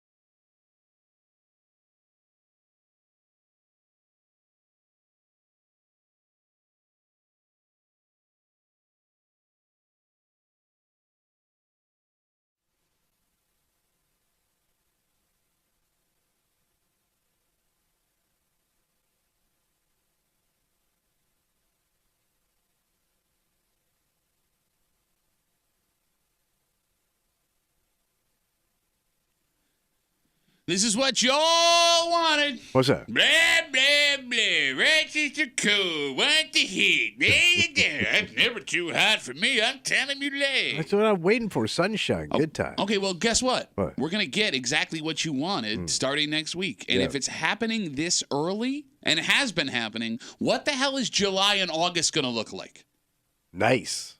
You're hanging out in the break room. Rochester's Classic Rock 96.5, WCMF, just after 8 o'clock. It's Wednesday. You know what that means. Oh, you little hate. That's right. Hate Mail of the Week coming at you. A man who says a study we had last week that your heart health is negatively impacted by having children. If you are having cardiac issues as a father, it's not the kid's fault. Oh. You are a bad dad. Oh. And we'll get to it just after 8 o'clock here in the break room on CMF. Next week, Rochester, New York is going to hit the 90s. Yeah. 90 degrees. So last year's earliest 90-degree day was in early July. This one will be sooner. And there already have been a few days this year where we almost hit 90. May 21st and 22nd, we hit 88 and 89. June 4th and 5th, we hit 86. If we're already in the 90s in the middle of June, what is July, August, and early September going to be? It's going to be like Miami. Okay. Or Arizona. It's going to be nice. I want you to look me in the face I'm looking at your face. and tell me that 90 is comfortable for you. It's not the most comfortable, but I'll take it. No. Because it's sunshine. I can get outside. No, you I can can't get enjoy- outside. A man of your age cannot be outside. I can get outside. No, your wife's going to put restrictions on you. That's every day anyway. What does the temperature have to hit where your wife starts telling you how long you're allowed to spend outside? Upper 80s. Okay. Yeah. So you won't even get to enjoy what you think you're going to enjoy. Well, give me something. Well, something is 75, 80. 75. Nice. I like it. 75 is perfect. Nah, minimum 80. Yeah. You look me in the face. I enjoy 90 degrees. My ass. I do. My ass. It's just nice to feel the heat. No, It does. It's like a nice warm hug. Yeah. there is no human being that sincerely, honestly enjoys 90-degree Well, it's weather. because you're big and you sweat. You just said you don't enjoy 90-degree weather. It's not my most ideal, but it ain't the worst. I can deal with it. Okay. I can smoke a cigar. I can have a cocktail. Nice. Yeah, nothing says deal with the heat like a glass of scotch. It sounds safe. I'm still here. Okay. I For mean, now. old people drinking the heat all over the South. Yeah, and they die. Well, isn't that your goal? Get us out of the way? And by the way, this is the future. Yes, it sucks. It's going to get hotter. It sucks. It sucks, and it sucks hard. It sucks super hard, and here's why. You're going to get a pool. Phone number is 252-WCMF, yeah. 252-9263. You're getting a pool. Not getting a pool. Not getting, because I'm not taking care of that Every pool. doctor has a pool. Well, not every doctor has a pool. Every doctor I know got a pool. Your wife and kids want a pool. You're getting a pool. I'm And not by the way, getting a pool. you get the pool guy to take care of it. I'm not getting a pool. It's not going to happen. Look, the bottom line is What's this. that? I told my wife that if she wanted to go down that road, that I wasn't taking care of it. So if Okay. you want to go for it, you can take care of it yourself. I'm not doing I it. think about taking a dip in a pool at night. Be nice. I don't want to do that. I don't want a pool. I don't want the heat. I just want normal, easily You don't want to live at the handleable- food court at the mall Yes, that sounds where great. it's 72 and everybody's nice to you. If I could have the food court in the mall in my basement, I'd never leave my All basement. Look, folks in Rochester are not built for the heat. Why does everybody run south as soon as they get a chance? Yeah. Yeah, and we found out they're coming back. Yeah, because they like the heat. The heat that's happening. Yeah, and they only come back in the summer. You can sit here and pretend that you enjoy you like 90 degrees. But when that temp hits and you've got yard work to do, or there's a grill you need to man, or your wife wants to go take a walk, you are singing a different tune. And it's everybody. The majority of people in the greater Rochester area have to be miserable over 80 degrees. Think about this if you're a young guy. Let's say you're 25. Okay. You got to love the weather. Why? All the honeys Don't come out in them ask him sundresses, baby. why. You down on Park Avenue, you drinking There you go, outside. Kenny. He's on your side. Yeah. It's your boy. What? It's your boy. Over 80, all the creeps come out. It's essentially what you're saying. No, but I mean, the girls are wearing less. They're looking good. They're tanned up. Get a couple margaritas in them. You having some fun? Yeah, go ahead. Back up Must your have boy. missed that country song. That is my favorite Ribs That's artist. about every country song's got a margarita and some sweaty Tanned up jugs. with margaritas. 252-WCMF, 252-9263. We are supposed to hit 90 degrees for the first time this summer next week. Last year, the first 90-degree day was in early July, so it's a little bit sooner this year. The human body should not have to The human body should not have to deal with months in the 20s and 30s. Yeah. And then months in the 80s and 90s. I agree. So just stay 80 all the time. Yeah, because mammals want to be warm. Mammals want to be like this warm. week has mammal. sucked weather-wise. Oh, yeah, it like, was dreary and I hate wet. I had my heat on in my car Yeah, in it's the morning. wet Oh, outside. no, you get your car heat. It's Oh, no. June. Look. Now, think about this. If you're a summer toy guy, right? Oh yeah. If you got a motorcycle, you want a bike, you want to run, like how are you not exercising every day? Yeah. I know. I'll exercise outside in the weather that we had yesterday. You That's should perfect be for out me. in 90-degree weather working out. There's no effing way. You lost a ton of weight. You brag about how you're in shape. You're kettlebelling over here riding my bike. Is that what I sound like? Yeah. Your garage workout, Dad. Right. You should be outside boxing in the heat. I'm not doing it Probably in like a 90 degrees. sauna. Shut up. You should I'm get not. a chicken and chase it around the backyard. I'm not going. Look, if it's over 80, I'm not going outside to work out. It's too Over dangerous. 80 Yes. is your line? Yes, I 80's mean, the you're line. a young man. You should be outside all day It's enjoying miserable. it. You're not It's to have miserable. a stroke at your age. Yes, you can. No, you don't. Okay. Strokes don't happen till you're old. A stupid thing to do is to go outside if it's over 80 degrees and exert yourself. And the news says For that. old people, yes. No, it's for everybody. It's for everybody. What if people do in the deep south, man? What do? They just roll up their carpets and sit inside? No. Yes, you know that. You They're know. out partying, man. They're bass boating. You know that between like July and September, nobody leaves their house, much like winter here in Rochester when you get to South Florida. Well, those are the old people. No, those are old people. I just saw the governor. He was outside yesterday in cowboy boots. 252 WCMF. Let's talk to Brian. Hey, Brian, how are you, buddy? Hey, guys. How's it going? Good. So, Pat, I'm 100% with you. I hate the heat. Anything above like 70, 75, and I'm miserable. Oh, little fat and it's boy. always too when my much for wife you. wants to go outside and take walks and do this and do that, and I'm just miserable the entire time. It's stupid. I want to move to like northern Canada or something where it's like 60 degrees max every day. Brian, we'll go together. You and me, we'll get a cabin. We'll live together. We'll work out in the winter, much like I the bet Rocky, you will. Rocky Fort montage. Me Yeah. and Brian. There's no easy way out. Brian, are you a big guy, small guy? What's your body sitch? Like I'm like 6'1", 220 or so a bigger guy, yeah. Yeah, all right, but that sucks, man. 6'1", 220. The second it hits 77 degrees, you hate your life. Hate it. Miserable. Sweating everywhere, Preach. chafing, everything. It's awful. And Kimmy, your poor husband. Your poor I know beefy husband. he's not a warm weather guy. It sucks. It limits our activities because I know immediately if he's going to be uncomfortable, we just don't do it. Brian, here, tell you what. Start searching Zillow for our cabins and get a hold of me. Let me know when we're going. I got you, Pat. All right, thank you, Brian. There goes Brian. Like, you should want this for your husband because you love him. Yeah, but he could just go inside and sit in the air conditioning. I mean, What are you I'd going to do rather, when you like- get my age? You just going to sit in a wheelchair and watch Wheel of Fortune all day? So when I had hernia surgery a couple of years ago, and on the way home, I had to stop and get my prescription at Wegmans. Yeah. My mom had to give me a ride home from the hospital. And, That's going to be your future. well, no, but I had to use one of those carts that you sit on. Yeah. That drive you around. This is the greatest experience of my life. I cannot wait. Now you're my dad looking for diapers at Walmart going beep, beep. I can't wait till I get to the point where I'm forced to use the scooter at Wegmans. I have never had so much fun that's in my such life. a weird thing to wish for. I want to die. As soon as I sit on that thing, I go, this is it. Yeah. I'm driving this over to Mount Hope and looking for a hole. Everyone gets out of your way, right? I'm not using my legs like a sucker. 252 WCMF, 90 degrees next week. It's what you wanted. You asked for it. Let's talk to Ben. He's got the last word. Hey, Ben. How are you, buddy? Pretty good. How you guys doing? Good to hear from Good, you, yeah, buddy. yeah. So if I have to deal with the heat, I only preface this. I had a pool for one summer growing up. I was like 12, almost 13. Wait, they repoed your pool? I mean, they might as well have, but no. When the summer I turned 13, we moved. The summer we got a pool, and ever since I was like, never had a pool since. That I is a turned 40. I'm like, cruel thing to do to Yeah, a kid. it sucks, but yeah, I mean, as an adult now, I'm like 6 foot and mid 240s is what I weigh. So I hate the heat. It sucks. But if I could have a pool and only 10 minutes worth of like skimming it to go use the pool, I'll take it. Yeah, I hear that's what a pool maintenance is. 10 minutes worth of skimming Should it. cover it. And shocking it with the chlorine at the beginning of the season and the end. Well, it's obviously a drain. Right But in the middle of the yeah. season with all the other. You can't just put chlorine in Whatever. ones. Okay, shut up, Ben. Ben, what are you doing? What are you doing, Ben? I'm with you. I'm on your side except for the pool. Okay. The Great. heat sucks. Great call, Ben. Right. Great call. Thank you for the call. There goes Ben. All right. It's Wednesday. It's 8 o'clock. You know what that means. Oh, yeah. Get a little hate. That's right. Father's Day is on Sunday.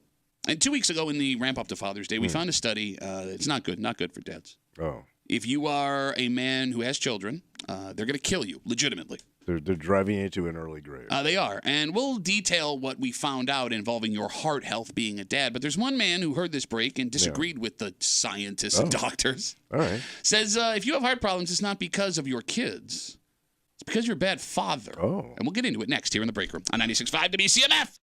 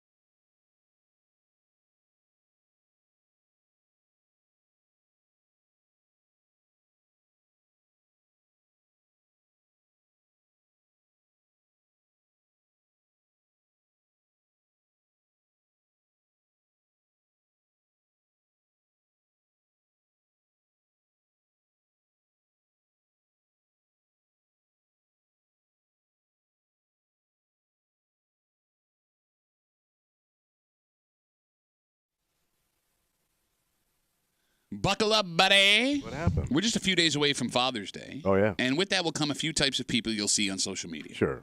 There are the posts from partners detailing what a great father he is to their kids. Yeah. There will be posts detailing how amazing their fathers were for raising them so well. My dad was the greatest. We'll make men like my daddy no more. That's right. And then there will be a third post, a more personal one. And the man whose letter we have in our hands this morning is that third guy.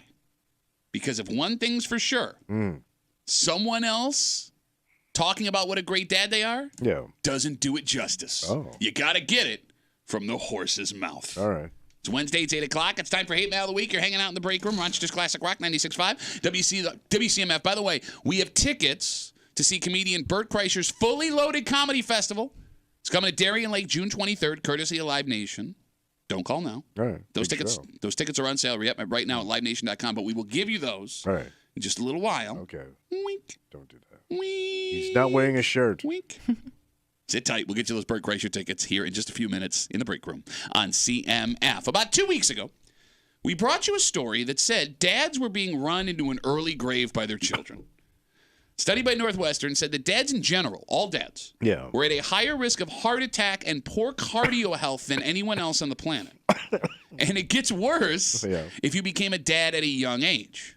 Dads who had their first children under 25 were at the highest risk. Bro, this is you. Yeah, cardiovascular health issues. Yeah, it's not like I've had things that I've No, gone through. you're healthy. What are you talking about? And this information led to a wide-ranging dad-scission when we had it. Why was this happening? Does this mean dads care more than people want to think? Are we affected by the stress more than women who, according to this study, don't see the same heart-related issues raising children? Does this mean dads are facing more pressure than is healthy for them when it comes to raising kids? Well, you do way more than my old man did. I do and do and do. But it turns out none of these questions actually matter, Tommy, because most dads, according to this letter we have, are doing it wrong. All right. And this dad is here to let you know, if you are affected by what was found in this study, maybe you shouldn't have had kids in the first place. Actual physical letters sent through the mail telling us we suck. And again, Kimmy, are you, do we have? I will be reading this week's hate mail. Kimmy, it is a man writing us, but Kimmy will once again be taking over the mantle of Hate Mail of the Week reader. Sit back and enjoy today's Hate Mail of the Week. Today, I heard your radio show talking about men having higher risk of heart attack after they have kids. Surely that isn't every father, because good fathers wouldn't have that issue to worry about. If your stress levels are so high after kids that it's having a negative effect on your heart, you are a bad parent or you're parenting wrong. When your child is stressing you out to the point of health issues, it means they're not being disciplined the right way. That's on you and the mistakes you made early in their lives. If you're stressed out by the decisions or attitude of a teenager, once again, that's on you. You didn't mold their personality the way that was necessary for them to grow up as a mature person. I raised 2 daughters and a son. I was never stressed when they were home, and I'm not stressed after they moved out because I know I've instilled in them the tools they need to be successful adults. Sincerely, John. We don't know John's last name. I do. Dick. Dick. This guy's such an ass. I did it right. Okay. Use my template. He's not serious, right? He can't be. This is a joke letter. He's oblivious. There is no way that any father who has ever lived on this planet can experience raising children and have the take that this man has. And second question. Yeah. Who does he think he's fooling? That someone was going to read that letter, or we would read it on the air and think, wow, listen to how great this dad is. He knows he's such a good dad at this he knows. He is the one that had to tell us what a great dad he is, right? It was nobody else that wrote us this letter. Yeah. This might be the angriest I've ever been with a letter we've ever gotten. Because dads like this are the biggest dicks on the planet. Yeah. It's such bad advice to give younger dads who are desperately trying to find their way. And it's complete BS. Yeah, because really there is no advice there.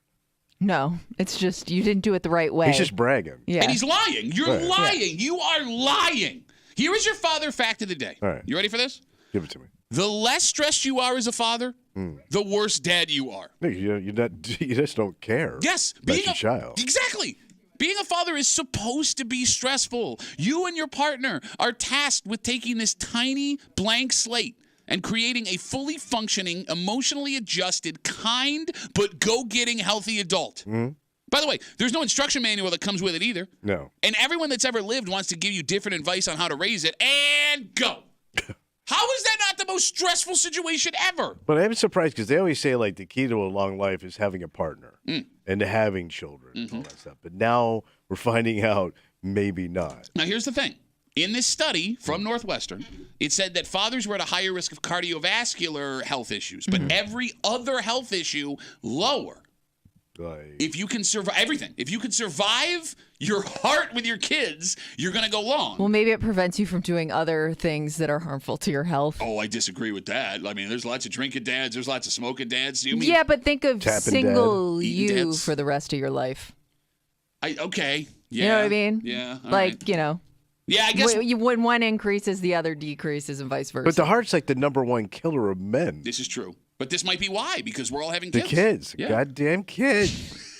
By the way, on top of that, every single kid you have, if you have more than one. So it increases? Well, no. I mean, just from this guy's idea of, like, you shouldn't be stressed. Every experience you have with every child you have is completely different. So it's not even like you can apply the lessons you learned Yeah, to that's any true. of the new kids. And if that wasn't enough, this little person you created, you love them more than you ever thought you could love something humanly possible.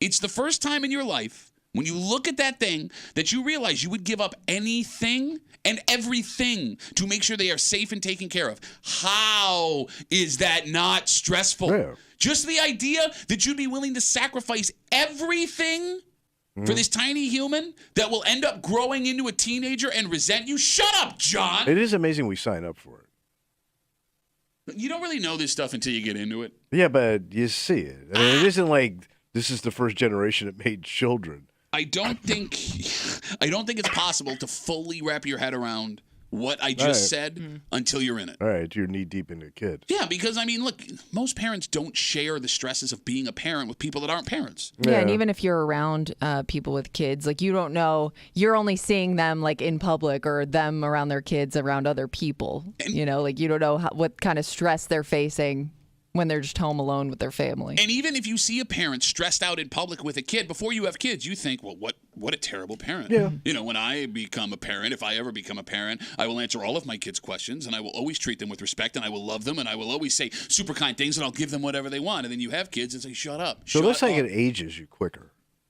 What do you mean looks like? It ages you quicker. What do you mean, though? Having kids in general? The stress. What do you mean? No, you didn't say it sounds like, you said it looks like while Looks you were like looking. to me, you age quicker. Well, there's only with one child. example of that in this room. I can't imagine who you're referring to. Oh, no. But, you know, it wears on you. You start losing weight. You start growing a beard to cover up the wrinkles. Had a beard before the kids. Did you? Yeah. I grew a beard the second I graduated from Aquinas. Take that. I guess I don't remember. The Lord. So have I? Is that the Lord smiting you right now? So have I never seen your chin? No, I shaved my beard once before you No, worked but the here. football team did. Over and over and over. No cutting, fellas. 252 WCMF. 252-9263. A guy named John writes us a letter, hate mail of the week, coming off this story last week, a couple weeks ago, that we had about your cardiovascular health as a father is terrible if you have children, even worse if you had children under the age of 25 years old. And this guy, John, says if you are stressed to the point of being physically ill or hurt, it's because you're a terrible father. Kevin's on CMF. Hey, Kevin, how are you, buddy? Oh, that guy is so full of shuz. He doesn't even have kids. He cut the picture out of a Sears magazine. How many kids you got, Kevin? 5. You got 5 kids? What, do Well, you live yeah. in a shoe?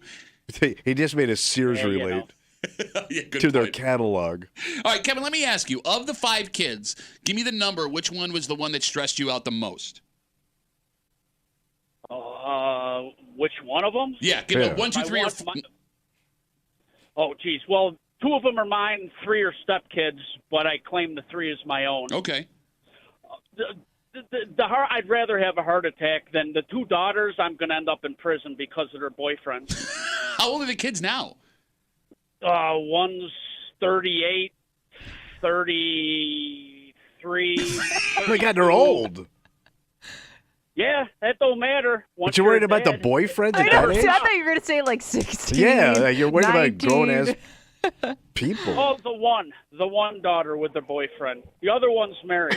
Okay. But look, Tom. But you don't like The either of them. three boys, we let the other fathers handle them if they misstep. All right, there you go. The other father, the backup father, the Frank Reich of fathers. No, Yeah. Kevin, no, here's the thing. What's I'm that? glad that Kevin said that because every time I say, being a father never ends, Tommy rolls his eyes, and you have daughters in their 30s, and you still worry about them, Kevin. Oh, hell yeah. Every freaking day. And then now I've got 3 granddaughters. Even worse. This man's heart's going to pop at any moment. Yeah, hear you his should be voice? dead. Oh. Kevin, thanks for I the hope call, this buddy. made you feel better. I don't know. No, I'm It's telling very you, man. depressing. Well, no, look. It kind of is. I mean, But it's weird because I do hear you can hear in Kevin's voice, right? Like he's just stressed, like it's Yeah. hard, it's taking a toll Right. on him. But at the same time, like you to ask any parent and they'll tell you how rewarding it is at the same time. But they never get to that story. Well, because They always get to, if there is a rewarding story, No, they but got to that- tell you 10 stories leading up to. But at the end of the day, she said, "I love you, Daddy," and that's all it took. Yeah, I No, hear but that that's story true. all the time. And I'm on my 3rd martini. Look, if I were to sit here and tell you about the good things, you wouldn't listen. And if I did, go, I you would know, listen. No. I love uplifting stories. You immediately tune out, and then you'd be like, Yeah. as soon as I left there, this guy, what are you, a Hallmark channel? Are you trying to tell me what a good day you are? So I'm the problem. Well, you're always the problem. Okay. But it's not just you, it's other people like you, right? Like it is, you're a unique cat where, you never had kids. No. There aren't a lot of guys like you that never had kids. Right. So it's not often people come across guys like you that don't have that child experience. Barren men. Lonely, Yes. barren men. Baron Muley. Yes. No, but I mean, it is. I don't know where I'd be without my girls. My girls made me a better person. They're just also going to kill me. Well, you did straighten yourself up. Shut up. You did. Shut up. Shut up. Bro, You know, I you turned yourself around from what I met Observed. you and what you even when you first started in radio. I see old pictures of you. They don't even look like you. I'm going to punch you in your stupid giant forehead. I'm trying to give you a No, compliment. you never give me compliments. There's something coming. I'm going to get sodomized I am or I'm waiting for ugly. something. No, but there's a picture of us doing that first pork fest. Wait, He when, looks your like mom, when your mom came to the studio? Yeah, well, you look like the main menu. Of pork and your mom? Yes. Pork on pork. Going back to the letter from John about how if you are a father who is stressed out, it means you are a bad father. Yeah. I'd love to know what John's kids think about John. They gotta be a Wait, disaster. if John even has kids. If they are, they're a disaster. Let's go with John. Well, here's the thing. It's possible they're not. Or he lucked out. There is people that luck out with their kids. It's very frustrating because we've talked about this before, right? Yeah. There are parents that will do everything the right way.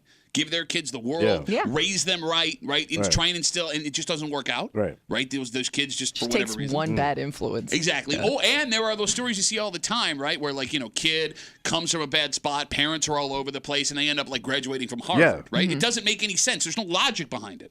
But every dad that talks like this guy, his kids were out running around and he had no idea. Sure. You know what I mean? Like he's not as involved as he thinks he was. But they also only take credit for the good.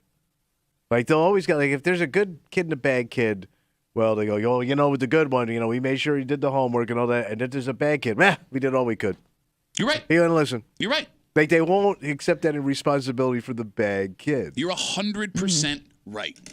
Every dad that talks like this guy, his kids were doing things that he had no idea about. And he wasn't stressed because he wasn't stressed. Yeah. Because he was ignorant. And that's a sentence of the day. If you're a father that can raise kids and not have the stress that comes with it, you are naive, you are oblivious, and you are ignorant. And naive, oblivious, and ignorant do not sound like words you would want attached to you if you were running for Father of the Year. That's true. Shut up, John. But I will say, like, my father, without even anybody asking, would tell you what a great husband and father he was.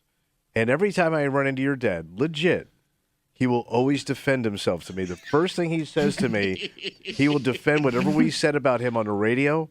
Like, he's trying to, like, play it down. Didn't really happen that way. I got witnesses. I got rooms of witnesses. He does it every time I see him. I mean, look, man, I don't know what makes you a good father, but I know that trying to be a good father will kill you. Oh, sure. And I guess that's the trade-off we have to make in keeping our humanity continuing, right? Right, Like, yeah, our, no, you got to keep making people. Exactly, right? Like, eventually we're all going to die, and I guess fathers. Give it your best. Yeah. But I'm guessing like all fathers all over the globe are going through the same thing. Well, that's a good question. I would think. I mean, in the end, it's all the same stuff. Yeah, you're right. You're right. Jobs and kids and expectations. You're 100% right. So think about this. There's probably like 500 million Chinese dads that are just pissed this morning. Not at the government or anything else. Well, you Just can't be be- pissed at the government because they'll come and get you. Yeah, so they got to take it out on them kids. All right, let's take a break. It's time for everyone's favorite game that we play with Tommy Muley here in the break room. Is Tommy impressed? I haven't done this in a while. Bro, you have to be impressed Yeah, by I this. would think so. It's right up your alley. You may know of this person Yeah, it's true. Wait, seriously? if you really are the fan you say you are. Like, I know the... Is it local? Well, he is, but you may not know he's local because this man is on top of his game. Literally, this could be the pinnacle of his career in this realm. And very few people listening to the show will have ever heard of him. But, Tommy, if you were standing next to this guy, there's no way you wouldn't be impressed. All right. And we'll get into it in here in a second. But we got tickets to go see Burt Kreischer's Fully Loaded Comedy Festival, Darien Lake Amphitheater, June 23rd, courtesy of Live Nation. 252-WCMF, 252-9263. We'll take the 8th caller. Tickets are on sale right now at Live Nation, but we got a pair of tickets to give you right now. Burt Kreischer's Fully Loaded Comedy Festival, Darien Lake Amphitheater, June 23rd, courtesy of Live Nation. 8th caller, 252-WCMF, 252-9263. Coming up next What's that? is Tommy Impressed here in the break room on CMF.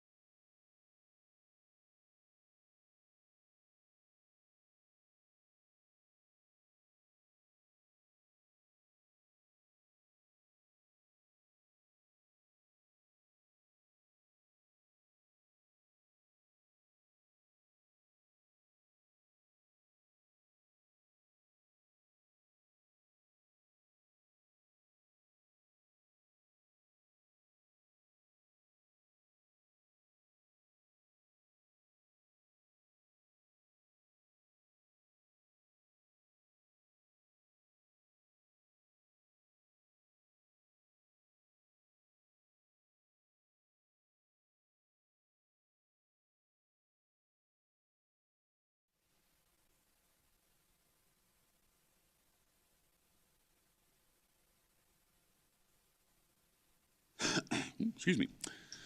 Being a professional musician is one of the hardest careers you can pursue. Brutal. And it's important to remember, it's not just the faces you see on the albums and the people selling out arenas that pay their bills with instruments and voices. Who else? Well, there's a guy from our area who is doing something big this month. Yeah. And we need to know if someone in this room is impressed. Okay. You're hanging out in the break room, Rochester's Classic Rock 96.5. WCMF, we have our winner for the Burt Kreischer tickets. Kimmy, who's going to see Burt Kreischer? Hold on. That's all right. We're just doing a radio show over here. It's okay. Take your time. Rachel, Rachel, you lucky girl. That's right. Rachel's going to see a shirtless Burt Kreischer at Darien Lake coming up in June. If you did not win, again, tickets are on sale right now at livenation.com. You'll have 2 more shots with us this week, tomorrow and Friday, here in the break room on CMF. It's time for everyone's favorite break room game. What's that? Is Tommy impressed? And to figure out if you're impressed, we need to introduce you to a man named Nick Finzer. Finzer? Am I saying that the right way? believe so. Okay. He is a Hilton native. Okay. He is an Eastman grad. Oh. And for the last 3 weeks, he has had the #1 jazz album in the world. You're kidding me. I am not kidding you. This is my serious face. Finzer. Finzer is a trombonist. Trombone? Yeah. Tromboner? No. What do they call it? Okay, look at you. Trombonist? Guys, Is that really what they're guys, called? I like to joke. I like to joke, but I don't joke about trombones. So there was another Eastman grad who is considered like the greatest tromboner of all time. Shut up. I thought it was a trombonist. Wait, did you call him a tromboner? You don't want to say it, something funny. So he is also from the Eastman, and he's also he was with the Stones and all that Shut stuff. up. Wait, he has an album tromboner? out. It's called Bone Town, and it's all trombone jazz, and it's awesome. What's his name? I don't know. Oh, yeah. He's so good. Michael something, but people know. Michael Tromboner. Yeah. Actually, I think I went to school with 2 Michael Tromboners on the West Side. Yeah. His album, Yeah. it's called Legacy, a centennial celebration of J.J. Johnson, features all-star jazz collaborators. I gotta check this out. With Finzer. And we're talking... Maybe you've heard it and you just didn't realize. I could have. Oh, no, it sounds like this. No, that's your mom's CD. Oh, by the way, hey, Bone Town to the ground. way to date yourself, CD. What's I know, a CD? I know. You mean album? Hey, guys, you see it on 8-track? It's really good. And by the way, It's your mom either way. his collaborators in this album, monster jazz names. We're talking guys like Rufus Reed, Louis Nash, Renee Rawson. Do you know who any of those people are? Okay. Bottom line is this. And you call yourself a jazz fan. You should be schooling us right now. Thank you. Yeah. Hey, by the way, you could be making up names and we wouldn't know. I You just know. got to make them sound like 1950s. Yeah. You know, Bobby Donati. Bobby Donati. Biggest tromboner in the world. Bottom line is this. What's up? This kid has got the biggest jazz album on the planet, and it's been that way for almost a He month. must be raking in hundreds. Well, he's about to embark on a European tour in support of the record. All right. Tommy, Yeah. are you impressed? Yeah. I mean, that's very cool. All the things we've told, stories we've told, are you impressed? We- you don't we- even think yeah. about that. Yeah, I'm impressed. Man, he's going to go to Europe and play. Yeah. And by the way, he'll be appreciated because Europeans dig jazz. Do you hear this dick right now? You Americans don't appreciate jazz, man. Nobody you know. here appreciates it the way I do. You know how man. Europeans are with their music. Yeah. They're crazy for it. So are Americans Yeah. when it's music. Like that- we know guys here that have bands that can't fill a bar. That's a whole different argument. that could sell out arenas overseas. and you make fun of those guys. But I respect No, them. you don't, because you make fun of them. You talking about Tommy Trees and the Tromboners? Yeah. Okay. 252-WCMF, 252-9263. You are impressed by this Oh, kid. yeah. #1 jazz album for 3 straight weeks, and he's Yeah. about to go on tour in Yeah. Europe from Hilton, Eastman native. You're so impressed by him that he's had the #1 jazz album on the planet, and you don't even know his name. No, but that's hard to know that. Not when you're into jazz. I'm starting to question how much you actually know about the jazz you listen to. Like you like jazz. You just got jazz-shaped, bitch. But it is amazing to me that you wouldn't know like one of the top albums right now. But Not one of the, for Yes. 3 straight weeks, the top album. Well, I mean, most of the artists I listen to are dead. And they've So been you dead don't- like a long Okay. time. So you're into old jazz, not new jazz? Guys, I was into jazz before. Like everyone was into No, jazz. I like the new fusion stuff. Do you like new fusion stuff? Yeah, Could you I sound do. more like But an even a-hole? those guys are old. Could you sound more like an a-hole? No, guys. I like the new fusion. I do. Don't think I don't like the new fusion, because I like the new fusion. I like when they collaborate with some of the rap guys. They're good.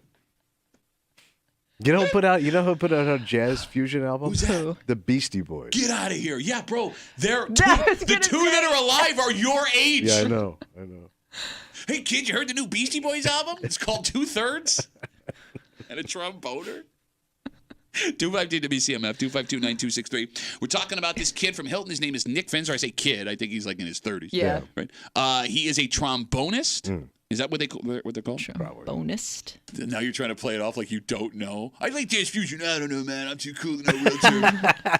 He has had the #1 jazz album in the world for the last 3 weeks. He is about to embark on a European tour in support of it. And according to the story on 10 NBC, look, I mean, jazz albums don't sell. It's not what I was going to say. I don't know where you come down on this. Listen, I anymore. know like it's boring music to most people. Even in the world of jazz, according to this guy, a trombone album being as popular as it is not common. It's rare. So, like, not only does he have the #1 jazz album on the planet for the last couple of weeks. It's not a lead instrument. You're right. But I'm saying that makes it even more impressive Yeah. that this being his instrument, he's able to have the success that he's had with it. So, what type of music does somebody have to be successful in where you are automatically impressed? Because, like, the top 4 right now, rock, country, pop, hip-hop, and R&B. All right. Well, we'll include the last 2 together. All right. Are those the only ones where if you found out someone had a #1 album, you would be impressed short Well, of... yeah, because you'd be familiar with it. You wouldn't. Well, and you would know more about the other people on the chart. They'd and be who, famous. And who they're surpassing. You like know if what you I had mean? a #1 country album right now or tour, It seems like you're it'd be a really mega big. star. Yeah, no, you're not wrong about that. I mean, and the same thing goes with rock and pop and hip-hop. I mean, Taylor Swift is the biggest name in music. That's Right. that's a pop tour, right? Mm-hmm. Rarely are you familiar with someone outside of those, right? Blues, like blues artists would be weird. Yeah. I mean, you're right. Like, Harry Connick Jr.'s don't grow on trees where, like, you're a semi-household name. But you're a crooner from Exactly. like the 40s. Well, Michael Bublé got famous for doing that, He had too. a nice But wasn't ride, he? yeah. But he originally started on one of the competition shows, right? Whether it was Michael Bublé? No. I thought he was on either The Voice or American Idol. No, he was famous way before that. Yeah. Am I thinking of somebody else? I think you might be. I thought Michael Bublé. Okay, look. You're thinking of the jazz guy Sonny Licks. Yeah, he was over at Tommy's mom's house every night. What did that sound like? Well, it wasn't. And when he was done with that, he changed his name to Fishy Licks.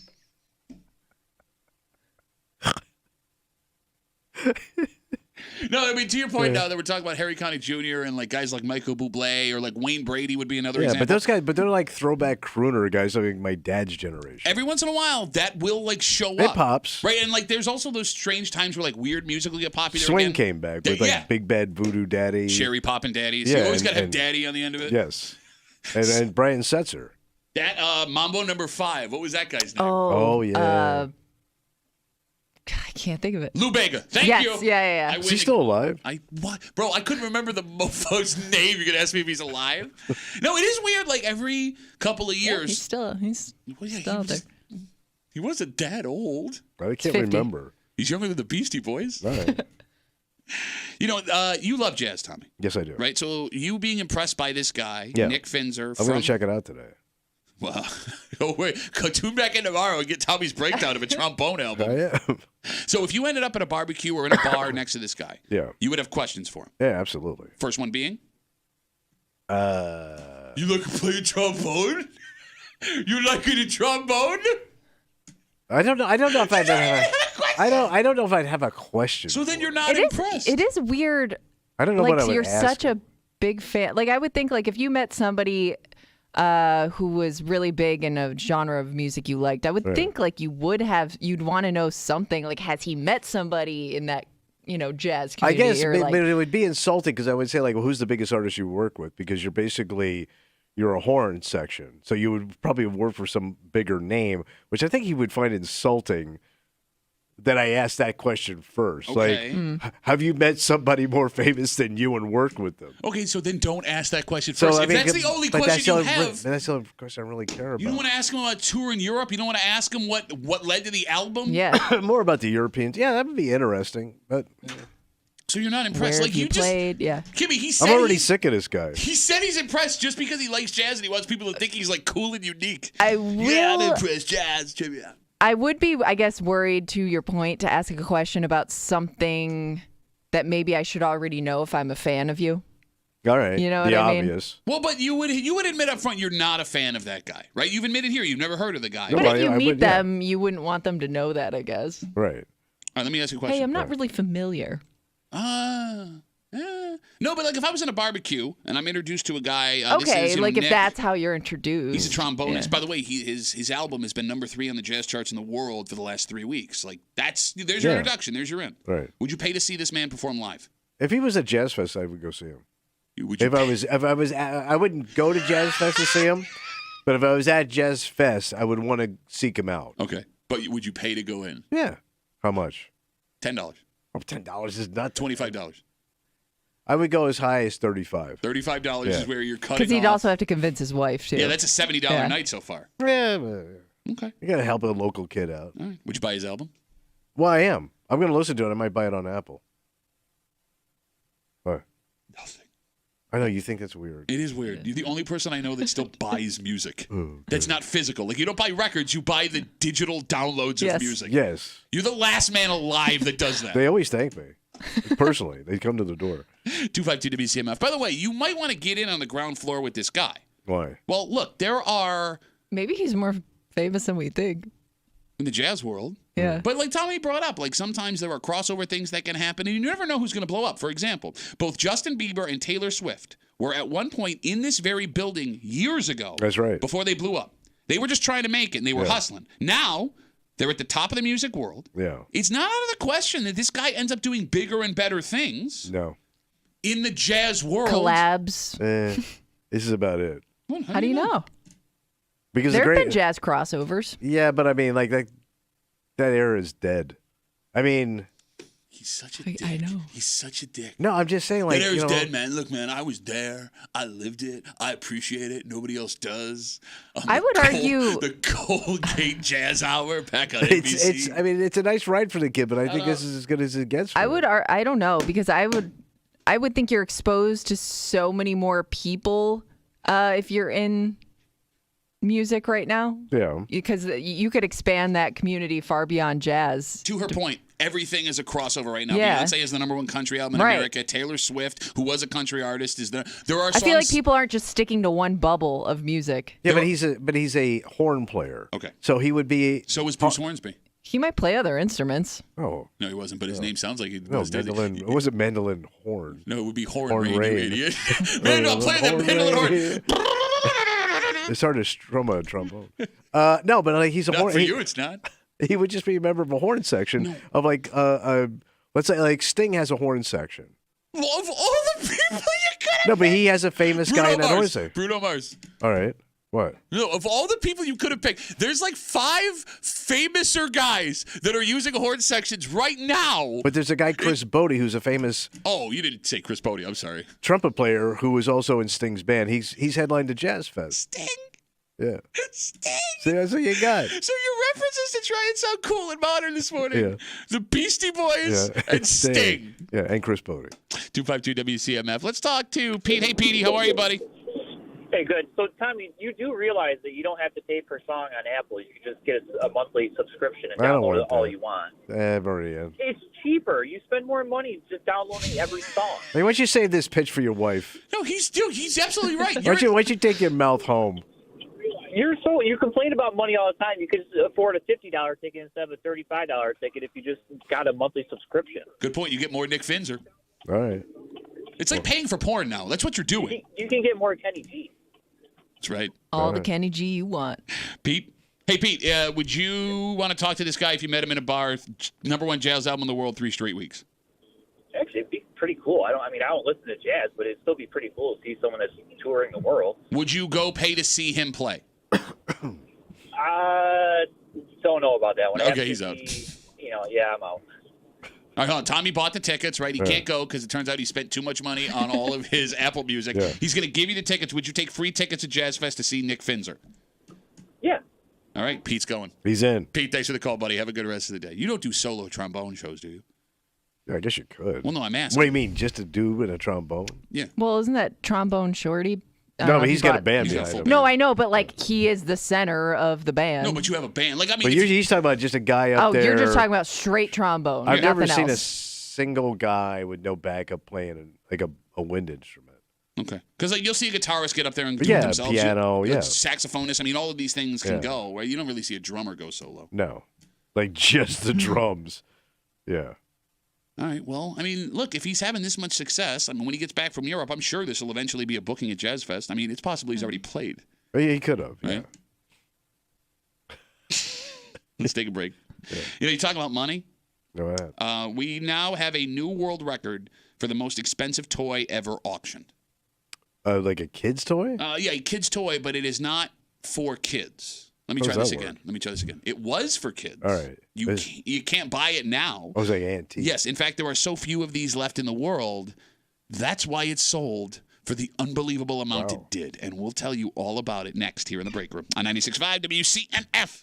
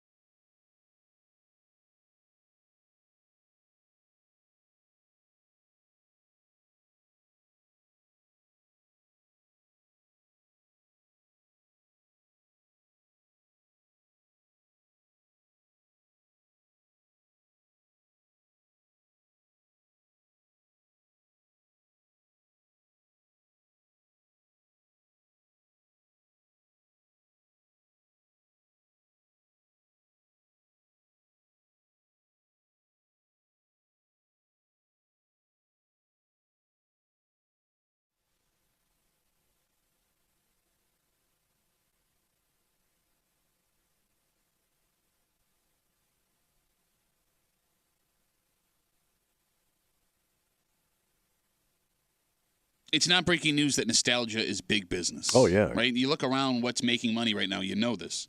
It's still astonishing that people are willing to pay this much money to either go back and get what they once had or the holy grails that they could never touch when they were younger. Ooh. You're hanging out in the break room, Rochester's Classic Rock, 96.5, WCMF. Just after 9 o'clock, we're going to tell you about a gentleman that recently passed away just east of us.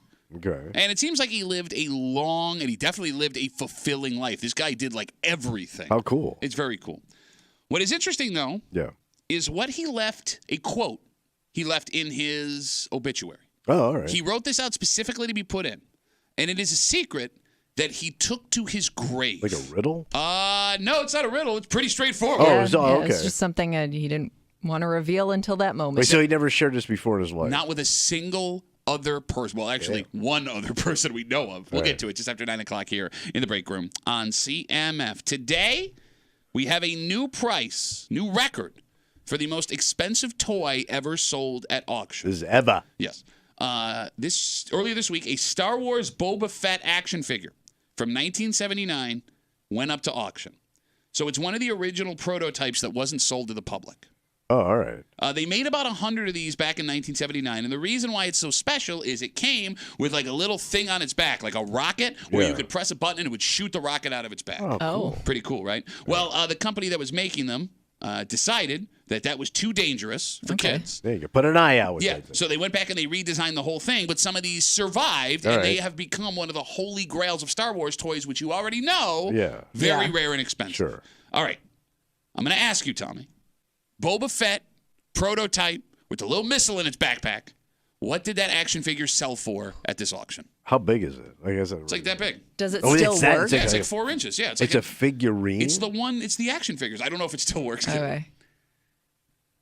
Man, if you spent more than $300 on that goddamn thing. Kimmy, did you see the story? I didn't, but I'm guessing it's at least 6 figures. Okay. 6? You want to take a guess? I'm going to say just over 100,000. You can buy a goddamn boat. The Boba Fett action figure sold for $525,000. $500,000. 525,000? Over $500,000. What a You don't even know if it works. Well, I don't Well, think I you're was playing with it. going to say you're probably not testing it. Yeah, you're putting that thing under glass and you're leaving it there. $500,000. It's a new record, as we said, for a toy at auction. God damn. So those Star Wars crap is got to be number one then. Yeah. Yeah, well, I want to know what else is in that person's collection that they spent that much on. You that know little he's got toy. like a house of this stuff. Well, yeah, if you're spending $500,000, you don't have one Boba Fett prototype. Or he's like an investor, right? They like sees this as like something he's going to flip. Well, it's funny you brought that up because the person who just bought it said they are open to selling it. Yeah. The minimum price they will accept, $787,500. Damn. So $750,000 if they're willing to part with the thing they just bought for $500,000. Yeah. So here's what's even crazier. What? There are 70 known. Oh, I Boba thought there was Fetts. only like one No, of these. They produced 100. There are still 70 floating around. I don't know if this one's in like the best condition, but even with 70 of these things in the world, I don't care if the head snapped off. I'm getting the glue out. I'm guessing that lowers the value of your Boba Fett. So give me 10 prototype. G's for this thing. $500,000. That's insane. You got to be crazy. So, I mean, if you're somebody holding on to this thing, and maybe you thought it was worth money, but you didn't know it was worth that much money, if you're somebody who has one of these 70 toys out there, I wonder how easy it would be to part ways with it if you were a big fan. Oh. Well, I mean, so this is one of those things where you probably didn't play with it. It was strictly for collectors. No, because I was know, never but it could be released to the somebody public. that collected the other ones too, but they just had no idea what they were sitting on. Yeah, I mean, you're right. It comes down to there's 3 things, right? Like you love it, Yeah. you love the bragging rights of it, or you want the money. And you're one of those 3 people. But you also have to have that rare item, it seems like, too. Oh, yeah, like something obviously. like this that never even hit the shelves. But I mean, even like stuff like obviously $500,000 is obscene. Yeah. But like all the toys you played with when you were kids, and I've told you this before. I love going to those antique malls and flea markets and all that stuff. I had all the G.I. Joe. The G.I. Joes, the Evil Knievel stuff, I had all the that Evil stuff. Knievels. It sells for hundreds of dollars. So, not necessarily a toy, but I love Mad Magazine. And I used to collect them all, and I told you I always bought 2. One to preserve for my future children that I'm never going to have, and one I would look at. And I had them all lined up in a bookshelf, and like in order.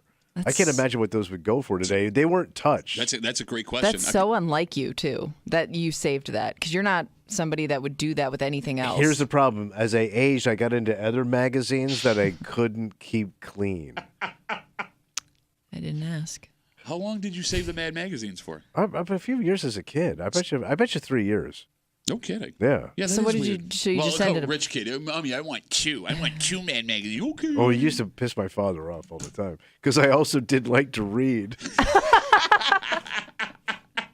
So what did you do? They probably just ended up getting thrown away at some I point. went to military school. They probably cleaned the room out and threw it out. It was just junk. But that's why that stuff gets so valuable. Because there was no collectibles back then.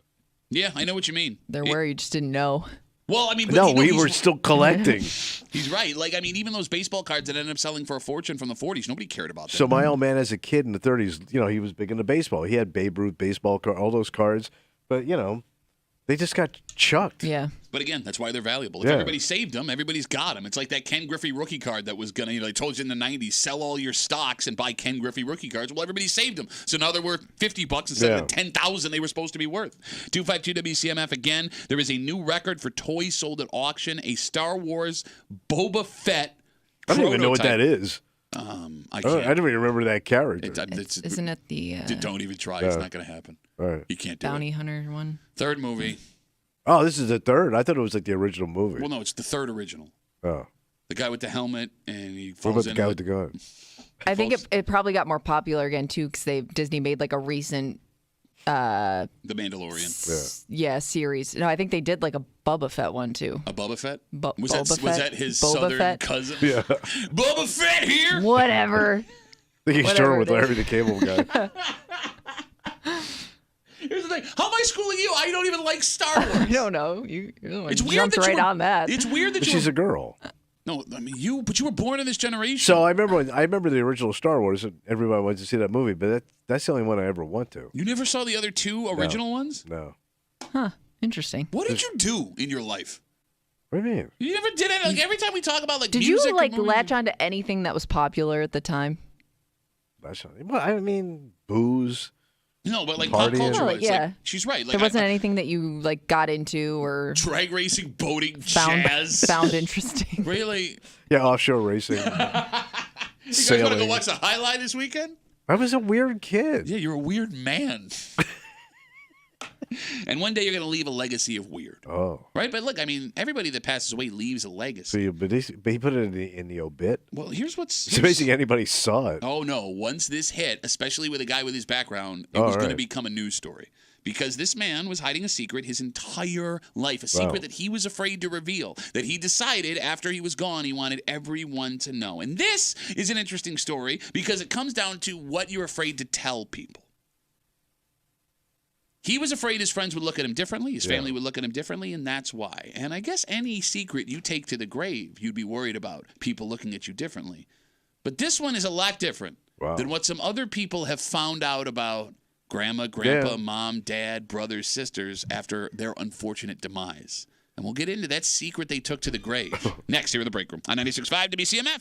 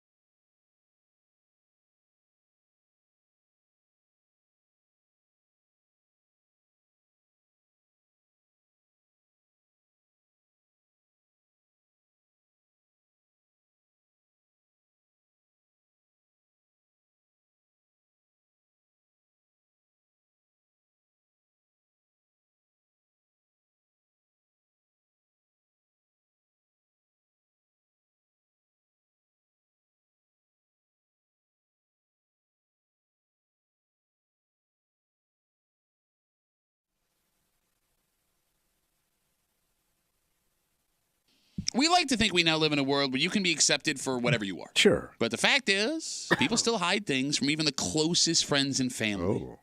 Sometimes things can only be hidden for so long. Like a dirty secret? Well, that's just it. When you're no longer here, there are lots of things that can all of a sudden pop up that even your closest friends and family members would have never suspected. Okay. You're hanging out in the break room, Rochester's Classic Rock 96.5, WCMF, today and tomorrow. Yeah. Your last days to go to WCMF.com and vote for Rochester's 2024 Sexiest Dad. Wow. Okay, so the Sexiest Dads wished for something I'm sure a lot of them could take back. Yeah. Yesterday, we were getting calls from Kimmy. The Sexiest Dads wanted to know, the 40-ish of them, Yeah. who was in the lead Yeah, and how where they the could votes stand. Yeah, how they could tell what was going on. So yesterday, our crack corporate team started putting a percentage of the vote underneath everybody who's there. Great. So it's your face, your name, and then what percentage of the vote you have. And there is a significant amount of dads that have 0% of the vote. Like, it's your face and a big old 0. Oh, my God, you're the Green Party. And and here's what sucks, Kimmy. Yeah. Based on the amount of votes we've gotten, Yeah. Doesn't necessarily mean nobody's voted for you. you may have votes. Just not quite 1% yet. And like, even to get above 1%, you may need a significant amount of votes to get there. Yeah. Look, if you want to go see for yourself, you can go to WCMF.com. You can vote. Maybe you can throw a couple of sympathy votes the way of 0 dads. Yeah, push people. Right? Yes. Yeah. Yes. And go check that out in the break room on at WCMF.com. Sponsored by Heritage Jewelers. Unsurpassed value and service guaranteed. That is their heritage. Okay. Let them be a part of yours, and brought to you by the break room on Rochester's Classic Rock 96.5 WCMF. Colonel Edward Thomas Ryan. Damn, that's a title. That's right. He lived just east of us. Yeah. And last week he passed away. All right. It's unfortunate. Yeah, sure. But he lived an amazing life. What'd he do? Well, he was a Vietnam vet. Right. And when he came home, he was active in his American Legion. He was awarded several honors in the military. He had degrees in business and science, 2 separate, from 2 different schools. Damn. He then decided to become a firefighter, and he worked that job until he retired. Kimmy, it looks like, based on his obit, he also traveled to Ground Zero when they needed hands from where he lived in New 9/11, York. yeah. Yep, There for was a 9/11. long list there, yeah. He was honored for Yeah. that. He founded and owned a small radio station at one point, Really? just east of us. Yeah. He's like one of the most interesting men Yeah. in the world. He didn't sit still.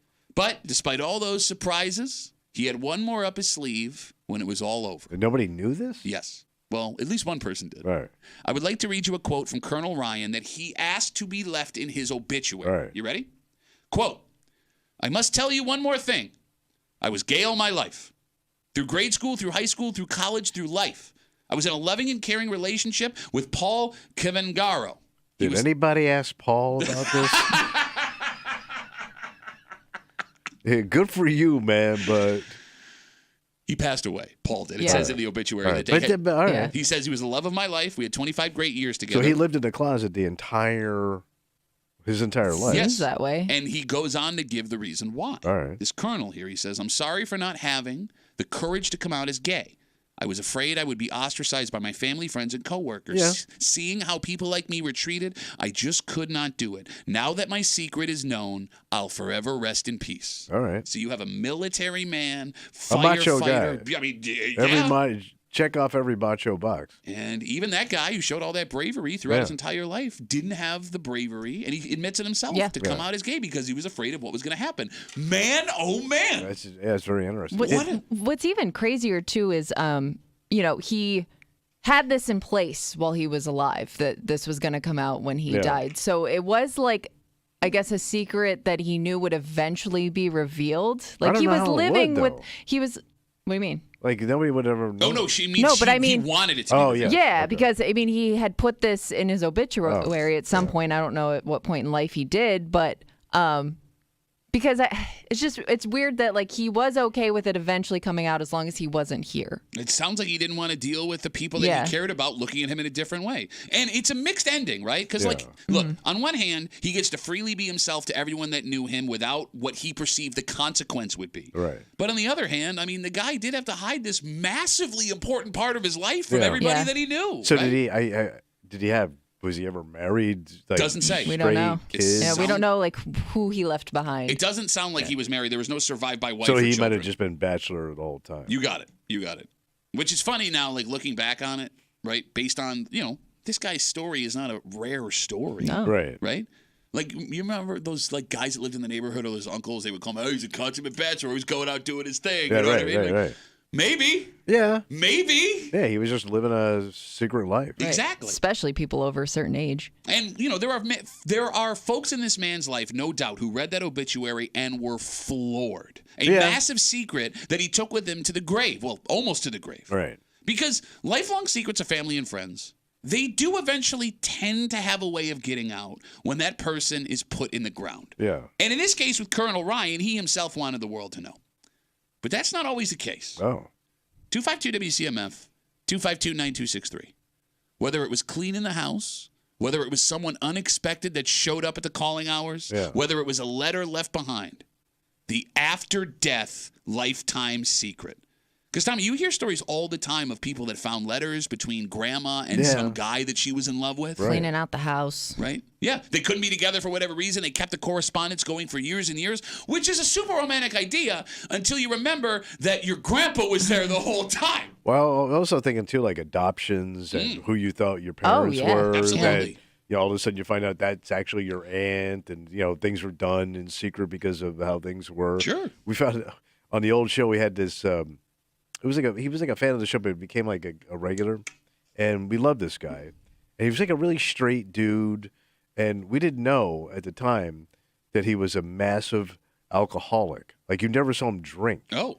And he died of alcoholism. And you would have never guessed. Never saw him party, never saw him drink. This guy was a go home, sit alone, and booze. Werewolf alcoholic, they call it, Kimmy. Yeah. And I didn't even know this really existed because I think, like, how do you fight the urge when you're out? Like, you could be out at events and not drink. Sure. Then run home and drink because he didn't want to see anybody. Because he probably was just like, grab the bottle and just down it, I guess, and he would be embarrassed. No, but I think you hit it on the head the way you just described that, right? The urge not to, right? Whether it's an alcoholic. Because you have the urge not to drink. Like the urge of the shame. Yeah. Was larger than the urge. The urge, which killed him. And look, the shame of this man wanting to live his life, the shame of this man living his life the way he wanted to, was greater than the urge of him wanting to tell everybody, I love this man and we're together and I want to live my life the way I want to live it. I think that the surprise guest at the wake of the funeral is always the most uncomfortable. I know 3 separate people. Yeah. Who had surprise guests at a wake. At least but were they there. showed up. Yeah, well, not that they died, but they were there. Yeah. So 2 were side action that showed up at the wake. One was a teenage kid that nobody knew about.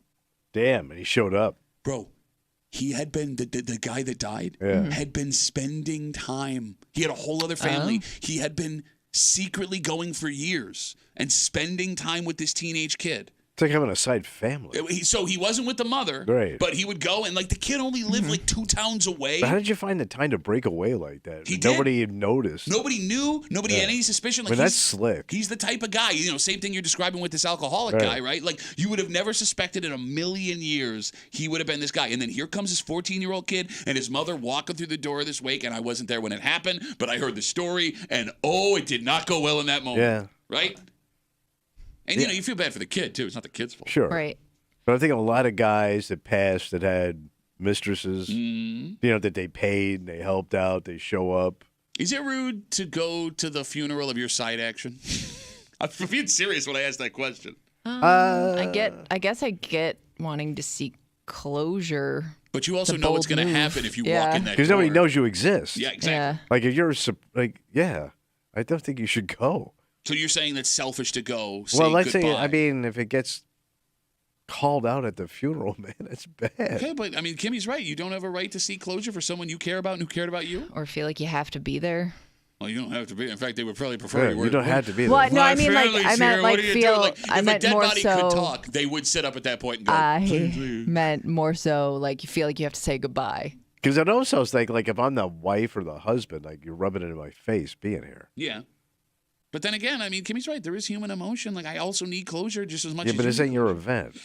Who's no, it's his event. I mean, and by the way, you're assuming that person that's coming thinks that, like, they may have been told, my wife and I are separated. You know what I mean? Like, they may not even really know the full story, which is why they may walk in there thinking it's okay. No, Kimmy's absolutely right. Sometimes it's not a thumb in the nose of somebody else. Okay. Right? 252-WCMF, 252-9263. We're talking about Colonel Edward Thomas Ryan. He lived just east of us. He passed away last week. Vietnam veteran. Earned several honors in the military. He was a firefighter for years, retired from that job. He owned and operated a small radio station. He's like the most interesting man in the world. He left this quote in his obituary, quote, "I must tell you one more thing. I was gay all my life, through grade school, through high school, through college, through life. I was in a loving and caring relationship with," he names this man, right? "We had 25 years together. I'm sorry for not having the courage to come out as gay. I was afraid of being ostracized by my family, friends, and coworkers. Seeing how people were like me were treated, I just could not do it." I don't know how you pulled off being a couple for 25 years and nobody knew it. Ask, why am I blanking on the head of the FBI? Oh, but Hoover had the power of the FBI to pull that off. Okay. This guy did not. Like, he's just living in a regular neighborhood, and there's like a buddy of his always over there. I think you're being naive. What you're able to How hide. long are they going to build that shelf in that basement? He's been helping him out do that deck for 4 years, and they ain't put a shirt on yet. I think you're being naive. What you can hide when people don't want to look for what they're looking for. That's true. Right? Because again, like if he said that's my buddy and as your neighbor, you just might not even think twice. Look, I mean, now that you bring that up, there was a guy in my neighborhood who was like one of these bachelor guys, right? Yeah. And he would have a buddy over all the time. Right. I think they would hang out in the garage and they would have beers and like they would watch. I mean, now that I'm thinking about it, it's possible that's it, but I would have never thought of it that way before. Exactly, right? Yeah. Like, that wasn't a thing, really. Yeah, I mean, confirmed bachelor. Yeah, exactly. Back in the day. Do you think that it would be harder to take certain secrets to the grave today than it was back then, or easier only because, like, if you find like letters or pictures or things like that from, grandma or grandpa in their house, whereas now all that stuff may be on somebody's phone or locked up in a social media account where you may not see those photos or texts, or you know what I mean? Okay, you're right. You're right. Where it would be kept from you, but there are ways of recovering that stuff if you really wanted to. There is, but I know people who have had a really hard time like shutting down loved ones' social media page. Like, they don't even want to go looking through it. They just want to tell them, like, hey, this person is no longer here. Can you please take it down? And it's a very difficult thing to do. Maybe you're right. Because of privacy laws. Maybe it is easier to keep those things hidden. But then I don't know. I mean, like, look, let's talk about Facebook or Instagram or TikTok or whatever, right? Yeah. Like, we know that people use Instagram a ton to fool around. Right. If your spouse passes away and that phone is there and all of a sudden if they can get into it. Yeah, you're right. I would think Maybe you're right. Easier. You're right. Maybe it is. It's an interesting it's thought. all right there. Yeah. All right, we got Facebook messages coming in, and I understand why maybe you guys don't want to call with these stories. This woman asked me not to use her name. Again, we're talking about secrets, lifetime secrets after death. Yeah. This woman writes, "My mom passed away last year. We found pictures of her with Keith Richards in a crawl space in the basement. There were 5 Polaroids. She was topless in 2 of them." Damn, that's pretty cool. My mom wasn't a Stepford wife, but I never would imagine she would do that. Yeah, but she took her top off in front of Keith Richards. No, she took her top off and took a picture with Right, Keith Richards. And that's old school picture. That's Polaroid style. Funny. How cool is that? It's your mom, though. I would be impressed that my mother... If you thought a certain way of your mom and like you saw a different side of her, I would almost be like a little upset that I'll never get to hear those stories. Do you? You may not want to hear that one. I don't know. Maybe not. Oh, okay. Take the topless Keith picture was out of it. suckling on your but mama. like, let's say you found out that your mom was like, she led another life at some point, and you just will never know anything else but the little clue that you found. Yeah, like you found out your mom like back in the day was a stripper. Okay. Like back in the day. I'm going back. Let's say your mother was a stripper in the 70s. Okay. And you never knew that. I mean, she met your dad, whatever. I'm just saying, a mom in general. Would that screw you up? Knowing your mother was a peeler in the 70s. Screw you up? I mean, if you only knew her as one way. You just know her as your mom. I mean, yeah, it wouldn't even be like, I wouldn't be ethically judging her. It would just be, I never looked at her in that way. Right, sexual. Yeah, I think. Just be confusing. And that's what this is with Keith Richards. But there's also the side, you're standing next to one of the most famous musicians that ever existed. And I also know in that picture, you high as a mofo, mama. Yeah. Or you stoned. Did she look stoned? Write us back, woman who asked me not to use her name. Write us back on Facebook. Everybody looks stoned in the 70s. Hard to tell, man. All right, let me ask you a question. But- All right, so like this woman says she finds Polaroids of her mom with Keith Richards topless in a crawl space in the basement. Do you keep those Polaroids of your mom? You'd almost have to. It's Keith Richards. She's topless. She's got no top on. Yeah, but that's also a piece of history. Yeah, but who you show them to? Your mom's bare breasts? Who you show them to? Well, so let's say your mother was naked in front of a historical figure. So like Howard Taft, and she's there with her breasts out. You go with Howard Taft. A couple of Taft rafts. Taffy Tatas. You were saying, I'm sorry. No, but I mean, like you'd almost. I mean, it's impressive that you got that close. Wouldn't you want to know more about it? No. Oh, yeah. No, I don't want to know. I think you would. I got your to. mom's I think topless. I don't know. Like that would just be such a wild thing to come across. Like All right. I would have questions. Yeah, you Let me would. ask you a question. Let's say you reach out to Keith Richards, you show him the photos, right? Yeah. Just shot in the dark. Yeah. Hey, do you know anything? And Keith calls you back and goes, "Let." Oh, I remember your mom. I remember your mom real well, and I'll tell you everything I'll remember. And he stops. Think of all the women that Keith had. Yeah. All the debauchery he did. Right. He remembers your mom. But it would. Right. I would almost Do be more. you want that story? But wouldn't you be more offended if he didn't remember her? No. And, like if you found out that he Mama's got some remembered her. talent, bro. No, I don't want to hear Keith Richards of all You the know women. what? You that may he- not want to hear the stories, but let's say he actually like your parent made a big enough impression. No, because the only impression she would have made in that situation. No. Yeah. No. Would But you don't want forget- that story? Yeah. Well, you're weird. Yeah. anyway. I would think though, like you have an image, especially of your mom, Tommy. Like you always felt like she never really got to live a life Right. because she just was a mom. Right. And like, wouldn't it kind of bring you some comfort knowing she got to do something for herself at some point in Like her life? if I found out like she did something crazy, she was in the Marine Corps. Yeah. And if I found out she laid down with somebody famous, some famous general. Oh wait, she slept with Winston Churchill. Like, yes. If you found out she had a Never life before before. your dad. Has so many, so much to Tommy's mom. Would it bother you if your mother kept up a correspondence with Winston Churchill and cheated on your father after you were married? I with? would be super impressed.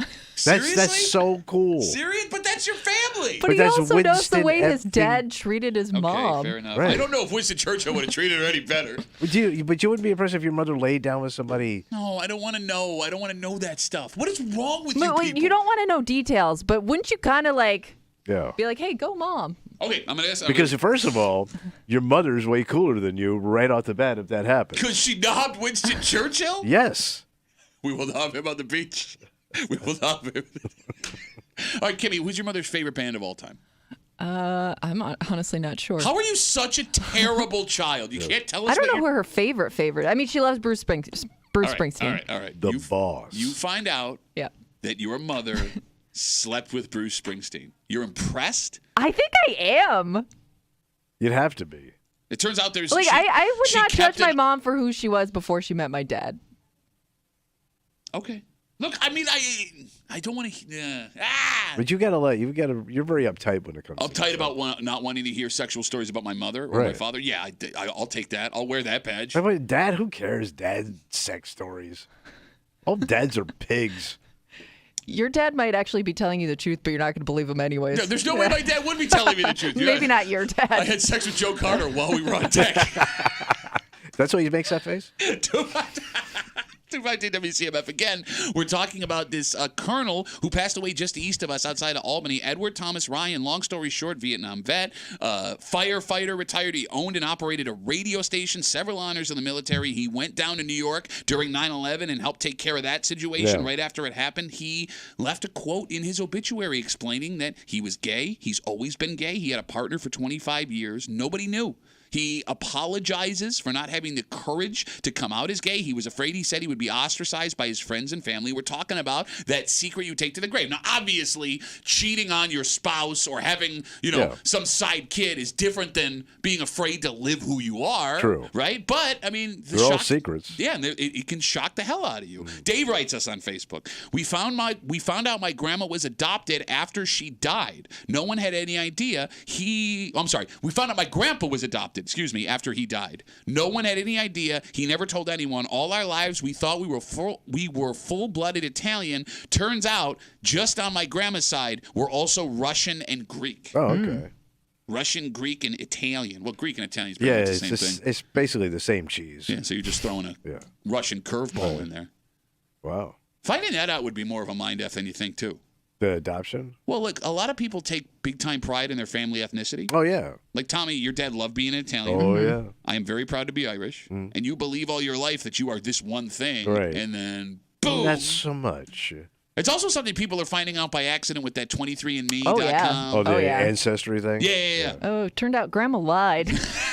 Grandma didn't want to be a French woman. Well, you remember when my aunt died, she was a lawyer. Yes. And we always thought she was like super wealthy and she had all these like artifacts in her house and stuff. Well, she would brag about her wealth. Yeah. It was all a lie. Oh. He was all a lie. Like it was all junk.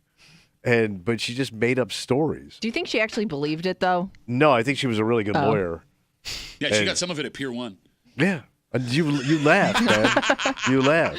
But like I think she lied about, and we always knew, everybody thought because she never married, that she was gay. Okay. Like she'd have all these mystery boyfriends that nobody ever met. But she traveled a lot.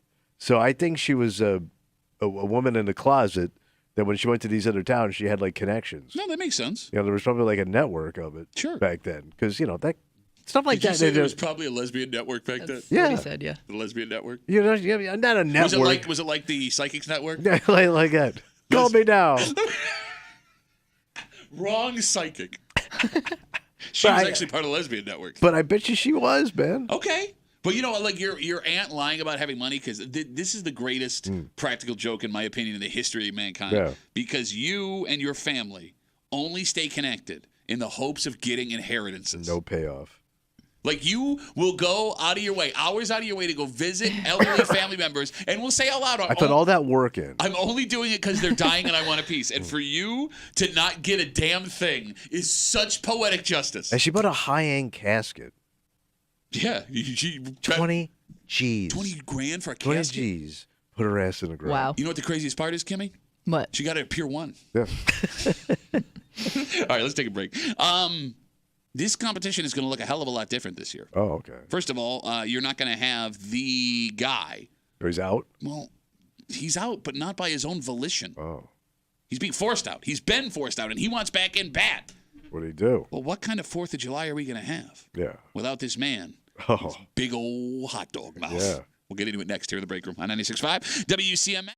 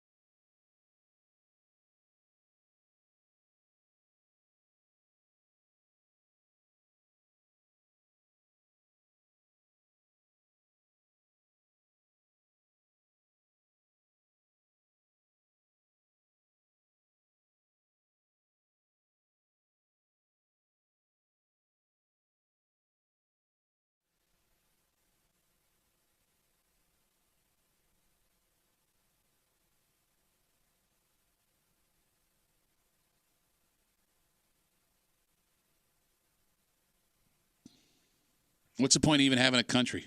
What happened? We're going to celebrate the birth of our country Yeah. when we know that this is happening in the background? Oh. And we're supposed to just be okay with it? This is not good. We as Americans are supposed to lay down and take this and not say anything? No, Tommy, that's not the country I live in. Okay. That's not the way I was raised as an American. What and happened? I'm not going to sit idly by while this man is being unfairly excluded from something that he may himself have put on the map in the first place. So is he stepping back on his own? Oh, no.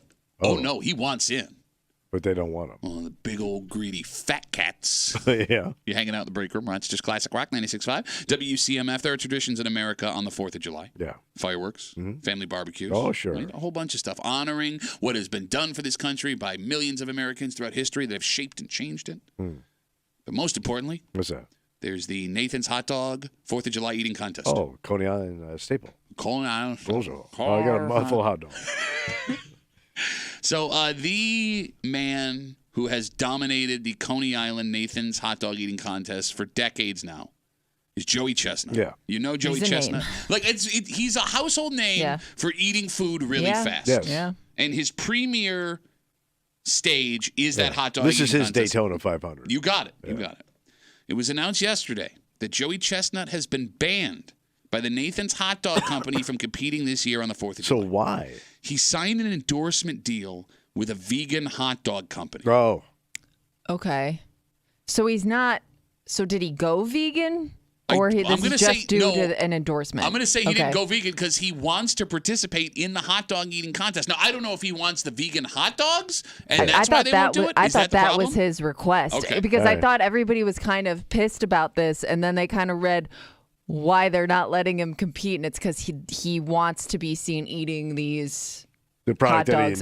endorses. Okay. Yeah. Can you Google that, Kimmy? I'm almost positive. Okay. Now, here's the thing. Yeah. Normally, that sounds silly. Yeah. Right? But there's a story we brought you 2 weeks ago. What's that? And it involves, this is the second story in 2 weeks involving a competitive eater. Yeah. That is not a funny story. Yeah. Kobayashi. Skinny Yeah, Asian guy. yeah. The Asian, he says. Nice Yeah. working with you. Yeah, the Asian guy. Asian Yeah. Asian. Asian. Asian, come So- man, you want to eat hot dog? What happened to him? He has retired from competitive eating Yeah. because of health concerns. He says that he is no longer hungry ever. Oh, yeah. He's got like some kind of mental issue. Yes, he with said food, that right? he's gone 3 days without eating anything and was never hungry. They did a CAT scan on him, and his brain, the part of the brain that lights up for hunger and enjoyment when you eat, does not light So up he anymore. killed it. He essentially says his life is miserable. He doesn't know what to do, and So he gave never. himself brain damage eating. You got it. So, like, to hear that story and then hear Joey Chestnut be like, hey, maybe I want to chase things up a little bit, I kind of understand All it, right. kind of get it. Kimmy is deep doing research over there. We're trying to figure it out here. But you have the two monsters of Munch. No, wait, your mom's not in there? I thought she's coming to Darien Lake this summer. What is that advertisement saying? It would have been much better had you did it in a monster truck voice. The Monsters of Munch Tour. That's a much different event. I was thinking of more rock and roll. They're not going to be there. No Kobayashi, no Joey Yeah, but Chestnut. there's going to be two more idiots up there shoving food in their face. Okay, first of all, there's like 7 idiots. Second of all, they're not idiots. You couldn't do. I mean, it is. You have to admit, know. as grotesque. I can't watch it. gluttonous. Really? I get nauseous watching Is that it because you grew up watching your mom shove a bunch of wieners in her mouth nonstop, 24/7, to bring up bad memories? Daddy, check me out. stuff? I would be much better than a monster truck voice. Oh, wasn't that a Nathan contest too? When your neighbor Nathan would come over, gobble up all them wieners. You were saying, I'm sorry. You said you couldn't watch it. It grosses you out. I can't. Even when they show it like in the news, like just teasing it, I get sick. It is a physical feat. You have to admit, like, Any of them power eating things, man, gross me out. We did like wing bowl. Competitive chicken wings is the nastiest thing. It's like Jaws meets a period. which, by the way, if you have your period, Jaws will find you. Oh, if you you get in do the some water. mushing. Salty mushing. One of the greatest wing ball stories Tommy ever told. Yes. The guy with the. So we did the first one, and the dude, we had to stop the contest midway, and we were giving away a hell of a prize. It was a trip for two to Hawaii for the Pro Bowl at the time. Damn. Nice gig. So Yeah. we had everybody shooting for this thing, right? We had to stop because the dude's glass eye popped out of his head. He's in the contest. Yes, but he was chowing so hard, whatever he was doing, stressing his face out so my much, God. the eye fell out onto the floor. and it started to roll. Like, it's an eyeball, man, on the goddamn. I thought it was a piece of the chicken. It's a glass goddamn eye.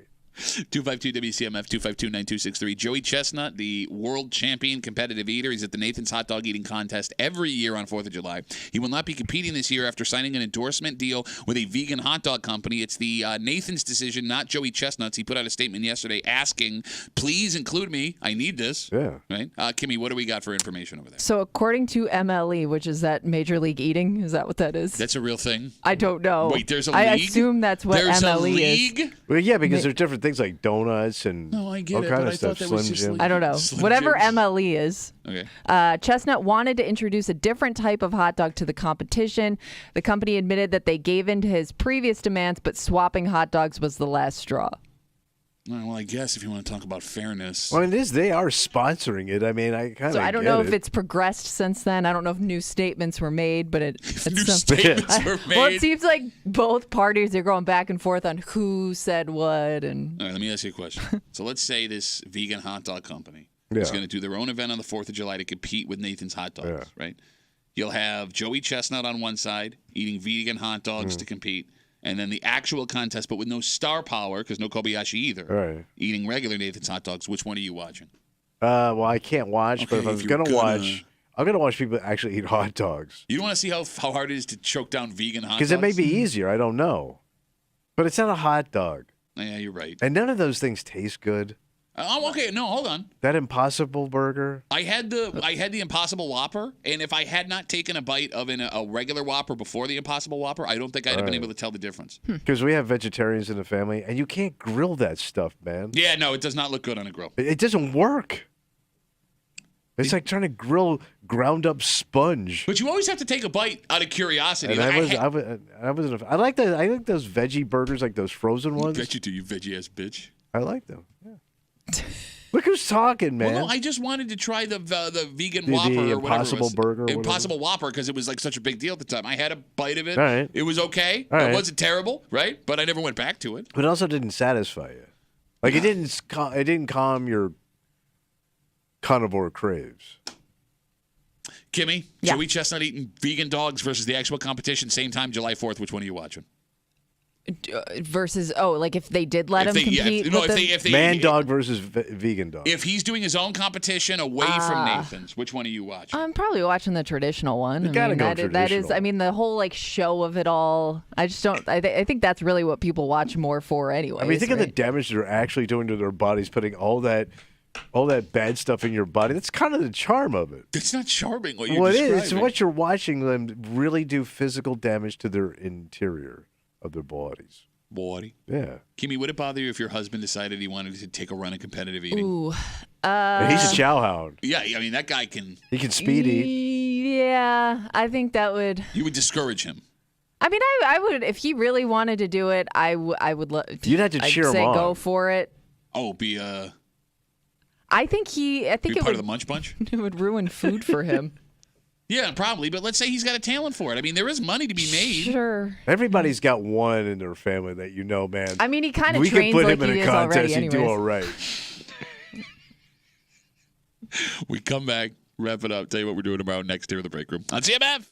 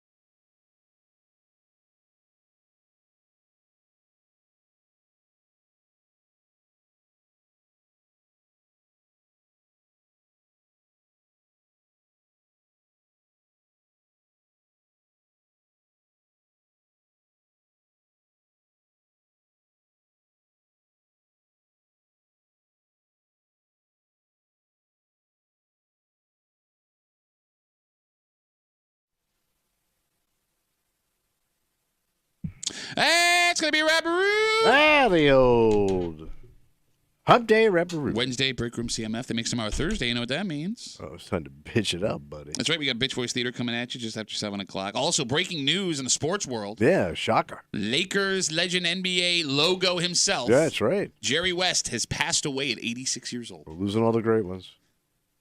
Game will never be the same. No, it won't. You'll never see a Jerry West again in my lifetime. What does that even mean? Nothing. Okay. My favorite. Back when the game was slow and watchable. Kimmy extra hurt, obviously. Why? Ties to West Virginia University, my friend. West Virginia. Oh, yeah, he was. Yeah. They got a big old statue of him out in front of the basketball arena. So I'm a big Jersey nerd. Yeah. My favorite thing about Jerry West is, one, he went to West Virginia and his nameplate had West on the back of it. Yeah, it's pretty cool. And two, when he played for the Lakers and made all-star teams, it was West on front and back. Oh, okay. West. Kinda cute. Which one is it? I don't know. And he was a little crazy. A little crazy? Yeah. He's a lot of crazy. Well, yeah, I mean, I kind of appreciate that. He was very entertaining. I didn't know that. Well, thank God for that documentary about the Showtime Lakers. Yes. That wasn't a documentary. Well, it was an acting, but it was based on real stuff. It wasn't acting. It wasn't acting. It was acting, but based on history. You decided to go to the theater. Did you see the theater? I said, yes, it was It's like acting. Saving Private Ryan. It did happen. Rest in peace, Jerry West, 86 years old. All right, we got to get out of the way for Kimmy. Yep. Who I'm sure will wear some kind of West Virginia piece of clothing Ooh, tomorrow. I didn't even think about that. I guess I should, huh? Maybe not, I guess. You walked past his statue. No, I know. I didn't think about what I was wearing tomorrow. Do you have a yet. picture standing in front of his statue like when you went to school? Probably. Oh, you got to put that on social media. You got to. In his honor. R.I.P. Jerry. Too It's probably on an old computer somewhere. For Tommy Muley, who, if they built a statue of him, you could trip over it. My name is Pat Duffy. We'll see you tomorrow morning in the break room, 6 a.m. on 96.5 WCMF.